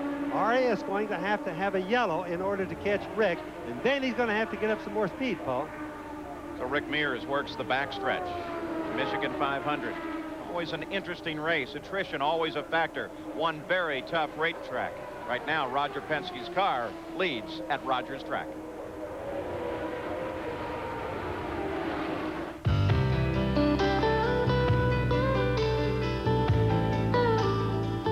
All of these championship-winning drivers have one thing in common: Goodyear Racing Eagles. The race-winning technology that's found in the Goodyear Racing Eagles can also be found in the world's best-selling line of high-performance street tires, Goodyear Eagle Street Radials. The champions know, and it's why we say the best tires in the world have Goodyear written all over them. When you buy Valvoline motor oil, you get quality, high performance, protection, and now, for a limited time only, great taste. It's Valvoline's 125th birthday. And right now, when you buy 12 quarts of Valvoline and buy 12 cans of any Coca-Cola product, we'll pay for the Coca-Cola product. People who know use Valvoline. With other motor oils, you just won't get the great taste of Coca-Cola Classic. Fat-free? I can't wait to taste this. What's it called? A bit of celery? Box of nothing? I'm sick of watching out for fat. To me, everything good has fat in it. Now, you're not telling me these are fat-free, because these are some delicious flakes. Kellogg's Corn Flakes have always been fat-free. Fat-free? Kellogg's Corn Flakes? Will take the ribbon from my hair. A good reason to taste them again for the first time. Okie doke, just pour it and say, wow, great tasting A&W Diet Cream Soda with a smooth, light vanilla taste and rich, creamy diet A&W Root Beer with 100% NutraSweet. And action. Cut. All right, we all make mistakes. Marker? Action. Cut. Let's try it again. Cut. Marker. No, my right. No, into the glass, into the glass. What do you need, glasses or are you just stupid? I've been told both. It's the taste that made A&W famous. The next time the Indy Cars race is on the streets of downtown Denver. We'll have live coverage here on ABC Sports in 3 weeks, 3 o'clock Eastern. The fight now picks up at 4th place. Eddie Cheever has Al Unser Jr. closing in. Little Al, of course, the only hope out of his team right now as we ride with Little Al. Very soon, this team, Bobby Unser, expects the arrival of their brand new team-designed race car that Alan Mertens has been working on over in England. Well, they certainly do. Rick Gallus has a shop in England, very much the same as Roger Penske. In fact, he patterned most of his racing concept after Roger Penske, and their first new car is due, and it's actually built right now. Testing should begin any day now. Car due just any time. It'll be called a Galmer, Gallus and Mertens. By the way, Sam Posey, it's often asked, as we take a look at the running order at the conclusion of 400 miles, it's often asked, why so many cars being built in England? It's really, though, a cottage industry over there, isn't it? It is. It's there's a whole mindset, a sensibility in England about building racing cars. It can be done more cheaply there. The labor rate, I guess, is a little bit lower than it is here. But it's more that everywhere you turn are people that are used to building the highly specialized bits and pieces that go into making a racing car. And there's a commitment to automobile racing in England that is just phenomenal. It is understood as a major league sport, and the people commit themselves 100% to it. Al Unser Jr. trying to make his move now as he works down inside Eddie Cheever. The ongoing battle for 4th place. The closest comparison that I think you can find in the United States is over on the southwest side of Indianapolis in a street that they have aptly named Gasoline Alley, where there are racing shots, not just for the IndyCar, but racing shots for all kinds of race cars up and down there, and you can get some of that little service that you need, like specialized heat treating and fabrication. Well, it's like Silicon Valley, you know, out in south of San Francisco, where the computers are all built. They're all built in one place. Everybody works in that business in that small part of the world. Environmentalists have had an awful lot to do with it, too. I just got to throw this in, and I'm not knocking them at all, but what happens is, for example, to cast magnesium, like all of these wheels are made out of magnesium, is almost totally against the law in the United States anymore, whereas in England, they can do it in any town or any little town that they want to. So the wheels are all made there, and that's basically the reason for it. Jeff Andretti running 12th. Been displaying some smoke at the back of the car. He's in now, and Jack Arute is there. Well, Paul, initially they thought probably the engine had blown up, but then they changed the plugs and they tried to refire it, and it did, and the smoke continued. So they're going to continue to do some diagnostic work down here, but for all intents and purposes, Jeff Andretti is out of the race unless they can make a miraculous recovery here. It's a turbo fitting that is broken off, and it is tout fini, as they say, for Jeff Andretti today. And Jeff Andretti, they've been doing a good job. He's definitely in the Rookie of the Year fights, the ongoing points pickup. We take a look now back at the leader of the race. That's Rick Mears, and there comes Little Al as finally he makes the move on Cheever. Yes, he's going a lot faster than he was earlier. He's up to around 215 mile-an-hour laps now, Paul, which is a whole lot better. He's been running 208, 210, so he still has some sort of a problem. It could well be a problem like he had at Indianapolis, whereas the wastegate welding around it was broken. Boy, look at that. Look at Cheever come right back by. Whoa. This is the battle for fourth. They split Scott Brayton in his fight for fourth place, and now they go wheel to wheel, and Cheever takes the advantage. You've got to know, to a guy like Scott Brayton, he doesn't see the cars coming up on him that fast. You've got to really get your attention when those guys go by on both sides. Boy, and the sound effects, stereo Chevrolet is going fast. This is one of Eddie Cheever's best ever performances on an oval. He's basically a road racer with many, many years of Grand Prix experience. Still finding his way a little bit on the ovals, but right now he's battling with one of the best and holding his own. And Eddie seems to like the high speed as Al Unser Jr. moves to the high side. Oh, I don't think there's any question of ability. It's just a question of experience. He's been in this game a year and a half now, and he is getting the experience. Running an oval is something that very definitely has to be learned only by running races. Boy, it does. I was just watching right there. Little Al was working on the outside of Eddie Cheever, was going to try going on by. Eddie almost went up. They almost touched. Now, at 220 miles an hour, we know that would be a disastrous thing to happen. Average speed of the race, 163.5 miles an hour. As the battle continues, this is the only fight on the track for fourth place between Eddie Cheever and Al Unser Jr. It is Rick Mears that leads this race. Mario Andretti is in second place. Ari Luyendyk, with that penalty, a stop and wait, was pulled back into third position. And now this fight that we're watching between Eddie Cheever. Now we're back to the leader. We're watching Eddie Cheever and Al Unser Jr. I know, and as I watch Rick Mears, Paul, he's just about to put a lap on Ari Luyendyk. In fact, he's less than a half a second behind right now. That would really guarantee his position. Right there is Ari Luyendyk in the red car, Rick right behind. That is one lap right there if Rick goes on by. Now we just got to kind of watch it and see. Does Rick think that's important to have that much of a buffer in case of a yellow flag? Sam, what are we looking at in Ari Luyendyk? A driver that has now been psychologically beaten because of that stop, because he was actually capable of running Rick Mears' laps plus some earlier. Ari Luyendyk is an extremely level-headed man. Last year, he had a very strange season, kind of lame duck season, because he won the Indianapolis 500, but then his team was sold, his sponsor was dropping out of racing. There was no follow-up promotion, no success on the track either, and as a result, his Indy win began to take on the appearance of something of a fluke. And Ari is not outspoken, and he suffered in silence, and he had really a tough time through the second part of the year. This spring, his victory at Phoenix was like a rebirth for Ari.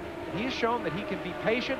When the opportunity presents itself, he's right back in the fray. Rick Mears peels off, heads for pit road as the Penske organization is ready to service the leader of the race. Mario Andretti will pick up the lead. Here's Jack Arute. He locks up the right front about 50 yards before his pit box, but he gets it back under control. Very methodical right now. They're exchanging all four tires. From our vantage point, we see no adjustments being made to the outside of the car. They check to see that there's no debris on the radiators. He's got it back in gear. In 15 seconds, he is away. Rick Mears rolls. Rick Mears is rolling, but Mario Andretti is charging down the main stretch. Can he beat him? Mario Andretti goes into the lead as Rick Mears comes off of pit road. And now Mears trying to come up to speed, but remember, Mario Andretti is scheduled for a stop anytime. Plus, Ari Luyendyk came back by, but Paul, that really means nothing because they are going to have to stop for fuel.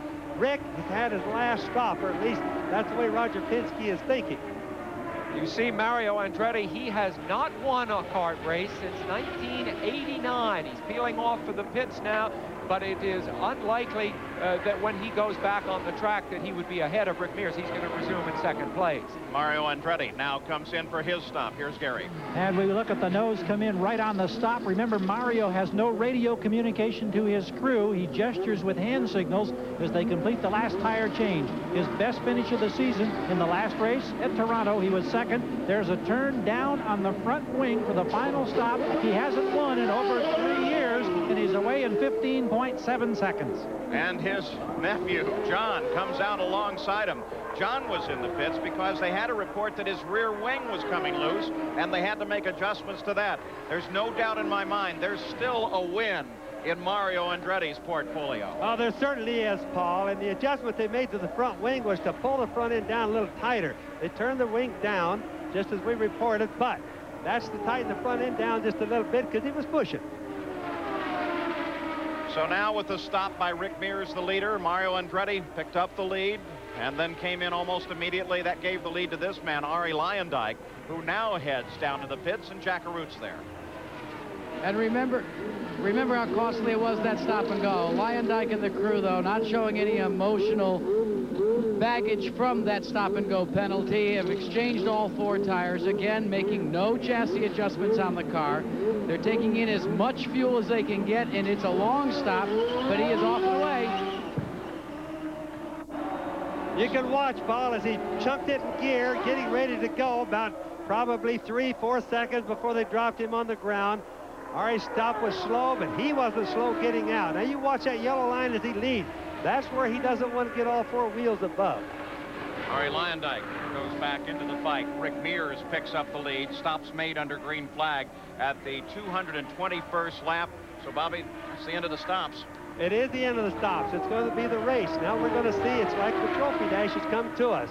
The all-out fight for the end. But Rick has an advantage. You asked a little while ago, what happened? Did Arie slow down or did Rick speed up? Rick speeded up. Remember, they put the rear wicker bill on his car, adjusted that, and then they adjusted his front wings to match up the rear wing, and he's definitely running faster than he was all day. All of his laps are like 21 or 221 and 222, Paul. And Rick Mears, as he goes around Mario Andretti, puts Mario 1 lap down. Rick Mears may be on his way to his first Michigan 500 win. Let's go back to the pits and Jack Arut. Well, Paul, no one could blame him if he's beginning to think that. They chased the chassis all afternoon, as we said, reporting this understeer problem.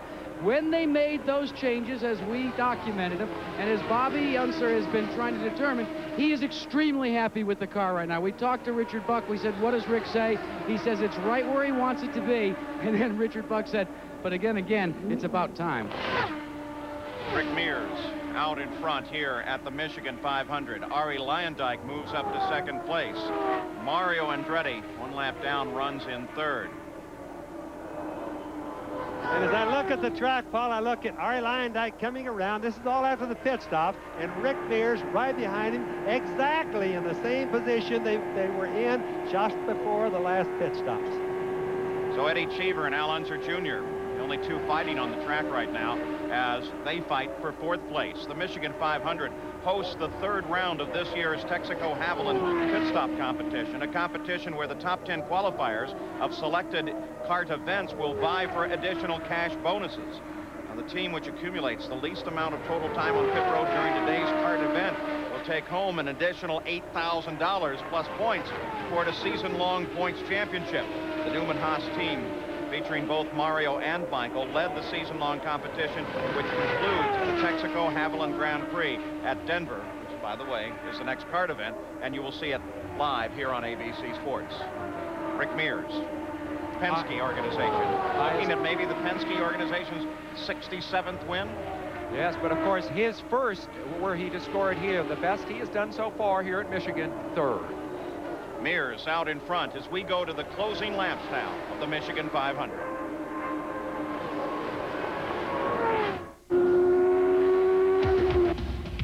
When I get in my race car, I get in to win. We don't go to any racetrack to run second. The technology that goes into these cars is second to none. You think we'd protect him with just any motor oil? What Valvoline has learned out on the racetrack has made their motor oil better and better. People who know use Valvoline. That means people who demand performance. People like me.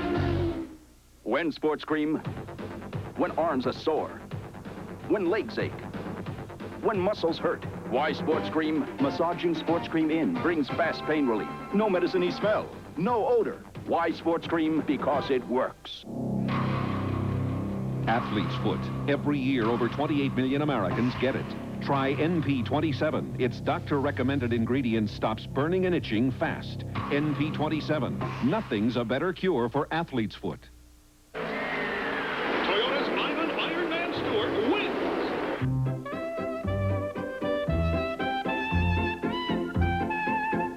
Another win for Ivan Iron Man Stewart. This Toyota is Ivan Iron Man Stewart. In the winner's circle again, Ivan Iron Man Stewart. Wonder if Andretti has these problems. Here I am, a pillar of the community. And I love Kellogg's Frosted Flakes. Brave adults challenge the notion that Frosted Flakes is just a kid's cereal. In business meetings, I look around and wonder, am I the only one? Those sweet, crunchy flakes and a splash of cold milk. What could an adult like better for breakfast? I'm crazy about the taste. Hey, I got nothing to hide. It's easy to see. Frosted Flakes have the taste adults have grown to love. They're great. The world's top drivers continue to heat up the track in Michigan. It's the third challenge in the International Race of Champions, coming up next on ABC Sports. Eddie Cheever hops out of his car, has an engine let go, and it looks like he got some hot water down in the seat of his cockpit as well. As Eddie Cheever tries to get away from that car, the yellow flag comes out. Paul, the yellow flag comes out. Ari Leyendyke gets to go around. Rick had not put a lap on him. Gets to go around. He'll be right behind Rick Mears, and that will be the story in a moment. To the pitch, Jackaroo. Well, Paul, another Chevrolet has gone by the boards, and with no warning whatsoever. Eddie Cheever radioed in, bingo, we're gone. The motor's broke. Well, Cheever's safely out of the car, as looks like they fight a little fire down inside the cockpit that got to Cheever. Certainly got his attention for a moment as he hopped out of that car. Eddie Cheever keeps his helmet on. He'll head back toward the pit area as fast as he can to talk with Chip Ganassi, his car owner. But as Jack pointed out, yep, there's another Chevrolet out of there. 231 laps, coming down on 232 right now. Ari Leyendyke has come back around. Rick Mears is leading the race. Paul, we're going to see a trophy dash for the end here. Well, certainly has set the scene for a remarkable finish to this Michigan 500. We're under yellow. It should not be a long yellow. In fact, it should go rather quickly. They can clean this up as soon as they take a look at the track surface condition. As we watched, Paul, just before it went yellow, Rick Mears was just starting to pass Ari Leyendyke. It was during a commercial, so I'll have to tell you about it. He almost hit the wall. He lost the air to his front wings, slid out, almost hit the wall, went back, didn't put the lap on Ari, and of course now Ari comes around. Now here's the way they are in the actual order of scoring. Rick Mears, then Ari Leyendyke, then Mario Andretti, Al Unser Jr., Tony Bettenhausen is up in 5th place. Eddie Cheever will be scored for the moment in 6th, but of course he'll fall backwards, so John Andretti will come up to 6th, and up to 7th, stays in the race, will be John Jones. He's had a great day, and Scott Brayton will fall in behind John Jones. Eddie Cheever has an engine let go, and interestingly enough, Ari Leyendyke is going to get caught in the position of coming back to the restart behind the number 4 car. Remember just a few laps ago when he was penalized for jumping number 4, John Andretti, as they came around? He won't do it again, Paul, I promise. He's a very smart Dutchman. He just tried to get a little bit of a run at the start and got caught doing it. However, because of what happened, the penalty to Ari Leyendyke has in effect been nullified. And we're now back to an even-Steven situation, Leyendyke versus Rick Mears. And the point is that in the last few laps, Mears has turned the tables on Leyendyke and has become the fastest running car on the track, whereas before it was the other way around. Leyendyke was the fastest. So keep an eye on Rick Mears at the front of the order. And on Ari Leyendyke, who is well back in the order, Mario Andretti is right there, as is Al Unser Jr. They are not factors because they are not racing on the leader lap, and we should be coming back to green. Rick Mears always talks about how you have to pace back to the green flag. You have to anticipate it very carefully. That's what he's doing now. Yeah, but the guy anticipating it the most may be Mario Andretti, because obviously this is his best opportunity to steal the march on Rick and unlap himself. He's just one car behind Rick. Ari Leyendyke, of course, running right here with similar thoughts. Good point, exactly. Only 8 cars in the running right now. Ari Leyendyke is 6th in line. So in other words, the racing is really going on now in a strange way, even though they haven't put their foot in it yet. Well, the psychological game played on the backstretch. Rick Mears picks up the pace. He doesn't want to be caught sleeping here. Mario Andretti hooks right onto him. He wants to get back on the leader lap. Little Al is right there, and Ari Leyendyke will begin now his charge. Leyendyke so far has stayed behind John Andretti. Not a factor just yet. Rick Mears pulls away. Now Leyendyke has just overhauled John Andretti. Starts to come up. Passes Al Unser Jr. as he comes off of turn 2. Now only Mario is between he and Rick Mears, and no positions between he and Rick. Now that's the shot. This is a powerful charge coming off of turn 2. He was working very well there. He's back to turn 2 once again. Still hasn't caught up to Mario with 15 laps to go now, but he is closing very rapidly on Mario Andretti. At the same time, Rick Mears is pulling away just a little bit. It's a situation just like this that Rick Mears found himself in near the end of the Indianapolis 500, in a situation where he was out front and in a position to win it on his own terms. We see that again. He is once again the fastest qualifier in the race, once again leading the race. Now there goes Ari down underneath Mario. I had thought that might be a tougher pass to make than it was. Ari now, of course, setting his sights directly on Rick Mears. Nothing separates Leyendyke and Rick Mears except macadam asphalt of Michigan International Speedway. On the backside now, as we take a look at Leyendyke. Now here is Mears, and let's take a little look backwards. There comes Leyendyke. So Leyendyke has no obstacle in his chase of Rick Mears. Can he run him down? Well, it seems like it's very possible. Well, it's going to be tough now. Just remember one thing. Rick got his car working better as time went on. He kept adjusting it. He thinks it's perfect right now. And when Rick Mears thinks it's perfect, he is going to be tough now. 2.3 seconds separate first and second place. But Ari Leyendyke is trying to close in. Ari Leyendyke is right there and moving. We also have the factor that we need to think about a little bit. Also, there's only about 12, 13 laps left to go, Paul. But remember, they're running these cars now at qualifying speed. They're hurting the engines. They're hurting the cars as hard as they can, because right now, winning is the only thing that's important. Average speed of the race for the leader, Rick Mears, is 165 miles an hour. Not nearly a record pace. That's 189 miles an hour. And what it's doing is sending the allotted time for this race over its allotted time. And so what may in fact happen here is we may have a checkered flag and very quickly have to get you into our coverage of the International Race of Champions Round 3. We'll do the best we can here. We still don't have any idea who might be winning this race. Rick Mears is looking very strong. In fact, he pulled out 0.2 of a second on Ari Leyendyke the last time around. He's slowly, very slowly, just pulling away from Ari. And I promise you, Ari has nothing left. He's in the lowest gear he can run. He's running the highest boost he can run. He's sliding those tires and running them just as hard as he can do. Rick Mears, who in the early going of any race is very, very careful with the car. He flashes across the stripe, 10 laps to go. There are only 2 500-mile races in the season for Indy cars. Rick Mears has won one of them. He is right now 10 laps away from winning the second one. I hope it stays the way it is. Rick Mears has 7 wins in 500-mile races. None here. And never has he won 2 500-milers in the same year.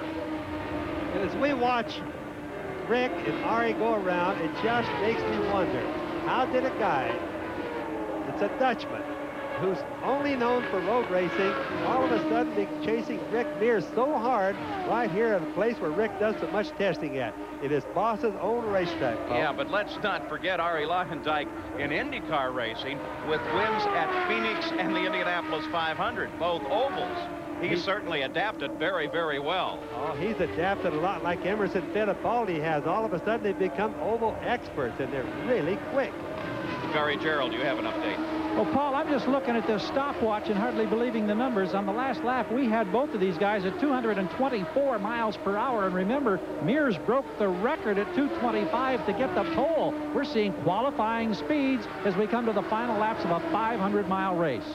Fuel running through the engine, the methanol fuel on these Indy cars, developing over 750 horsepower, pushing them at incredible speeds. But in that 40-gallon tank, as fuel runs out, the car becomes lighter and thereby faster. Arie Luyendyk qualified for this race at 222.9 miles an hour, so he's racing above his qualifying speed. Rick Mears, his car owner, Roger Penske, watching on, looking for victory here. But Arie Luyendyk still thinks he has something to say about it, though Rick Mears is losing about a tenth a lap to Arie Luyendyk. Well, actually, right now, Paul, he's pulling away just a little bit to Arie. Both of them, just think, 224 on a day that the track is just as breezy and slippery as you could get it, other than it's a nice cool day. It had a lot of rubber and a lot of running on it. These guys are really driving hard. 224 miles an hour they turned the last lap at. You just got a glimpse a moment ago of Vince Granatelli. Remember, while we focus on a driver and a car, it is, after all, a team sport. The team owners are involved, the pit crew members. So often those are wives as well. And so many people will sometimes say, well, why those shots when there's racing going on? It's a very simple answer. It's a direct reflection of the emotional state of the driver in that car. You saw the frustration that surely Luyendyk must see in the same expression that you're seeing from Vince Granatelli. And just think about another thing. 500 miles on a high bank track, the fastest 2-mile track that there is. You think how tired they've got to be. Both of them, their arms, their hands, their concentration. They've been on those banks for over 3 hours, Paul. Under 5 laps to go now. Michigan International Speedway takes a tremendous toll on both man and machine. We're down to just 8 cars in the field. One of those, running 8th, is John Jones, the only Buick in the field. 25 miles an hour off in a qualifying pace, but kept that machine in there and kept it running. Great ride. They also managed to finish the Indianapolis 500, so apparently the Buick can do it. 4 laps to go. We continue to work down. Mario Andretti pulls off and heads down the pit road. The battle continues at the front. Here's Mario as he comes into the pits. And you can see a display of smoke.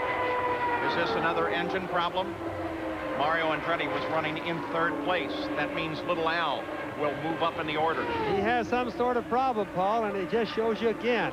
The price of poker or the price of racing here at Michigan is very hard on engines. This is the one thing we knew coming in. Mario gets out of his car, he's broken, most likely the engine. Rick Mears continues to charge at the front above 224 miles an hour. Attrition, the pull on engines. When you run up approaching 13,000 RPMs just constantly. The engine never rests here. Well, it's been a costly toll today. Tris Mears watches her husband. She sat next to President Bush at the White House party on July 2nd. Rick sat at another table somewhere. I think the president has good taste. Mika Luyendyk, as she keeps track of the score for her husband. Confirmation from Jack Arute in the pits. In fact, the engine did let go on Mario Andretti's mount. Luyendyk still trying to catch Mears, but the interval is stretching every lap, now to 3.8 seconds, as Rick Mears works his way off of the 4th turn and now sees the white flag in the Michigan 500. Rick Mears may be on his way to back-to-back 500-mile race wins. Well, he certainly earned it. He certainly deserves it after that. But here's the guy right there, Arie Luyendyk, who's really put the pressure on and surprised everybody. Look at Chris Mears. Poker face.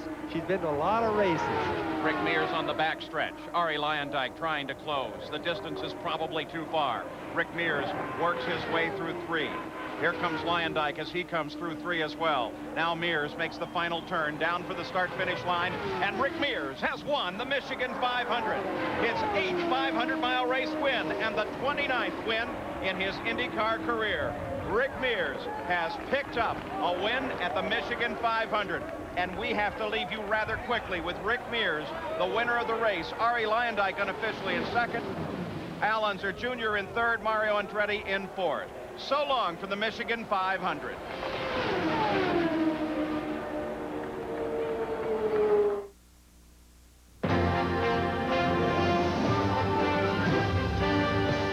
The Michigan 500 has been brought to you by Valvoline. People who know use Valvoline. And by Kellogg's, the best to you each morning. This has been a presentation. ESPN, the world leader in motorsports coverage, presents Speed World. It's the biggest weekend of the year in Hungary. In 5 days' time, Pope John Paul II will make his first visit to Budapest. But today, his opening act, so to speak, is round 10 of the Formula One World Championship, the Grand Prix of Hungary. Hello once again, everyone. I'm Bob Varsha. Welcome to the Hungaroring, about 12 miles from downtown Budapest, where these are not necessarily happy days. Inflation runs at some 35%. The Danube has overrun its banks. And about 2 hours to the south, Yugoslavia stands poised at the brink of a possible civil war. But for this weekend, at least, Hungarians will forget their troubles. Coming into this 10th round of the World Championship, it's clearly Ayrton Senna versus Nigel Mansell for the title. Now, Mansell comes in on the momentum of 3 straight victories, but he is not even on the front row for today's race on a course that is notoriously difficult for passing. We'd like to thank Rick DeBrule and John Watson for standing in 2 weeks ago in Germany. This weekend, it's yours truly and ESPN's Formula One analyst, David Hobbs. David, we're back in the saddle, and so is Ayrton Senna. He certainly is, Bob. Let's just break away from today and go back to the last 2 days qualifying. Absolutely vintage. On Friday afternoon, Berger had the pole and Senna was alongside him. Patrese and the Williams was down in 9th. Nigel was 4th. Williams, not having a good day, couldn't really get to grips, literally, with this circuit. Yesterday afternoon, the temperature was up, and so was the pace. A great afternoon. Prost stole the pole to start with in the Ferrari. Things were looking good, and then suddenly, Ayrton Senna went out. One of those absolutely vintage laps, a second quicker than anybody else. Everybody else struggled. Patrese caught up, took second spot away from him. Then right at the end of the day, just to make things look really bad, Senna went out again and knocked another 0.2 of a second off. Now, this is a circuit that's really renowned for its handling. And McLaren this year has not been as good as the Williams, so today's race may be extremely exciting. Now then, the last 2 races, Senna has not finished on the last lap, run out of fuel, and I think fuel here also could play a big part. Absolutely, David. And standing by now to give us more on that story is John Bizignano. Bob, the latest war in Formula One is between the fuel companies, and it's an important war. You can get between 30 and 50 horsepower out of fuel alone. Elf has come to this track having developed over 200 different formulas looking for the maximum blend. Now, the problem is when you're out on new territory, the results are not always predictable. Ayrton Senna has not finished the last 2 races because he's run out of fuel. And here, one of the most fuelish circuits in Formula One, you can't add up your championship points until every car has crossed the finish line. All right, thank you, John. As you can see, cars are on the grid. Let's meet our cast of characters now with the help of our brute starting grid. Ending 5 races without a pole, his longest dry spell since 1987, Ayrton Senna of Brazil has his 57th from McLaren Honda, but just 6th in the morning warm-up. Next to him, Riccardo Patrese of Italy in the Williams Renault. 3rd in points coming in, 3rd in the morning warm-up. Nigel Mansell is inside row 2. He turned 38 on Thursday, and he's not feeling good. 5th in the morning warm-up. Alain Prost of France in the Ferrari was quickest this morning. He'll be outside row 2. Row 3, Gerhard Berger of Austria, 15th in the warm-up for McLaren Honda. Next to Jean Alesi in the 2nd Ferrari. The Frenchman not feeling too well. He had a tooth pulled earlier this week.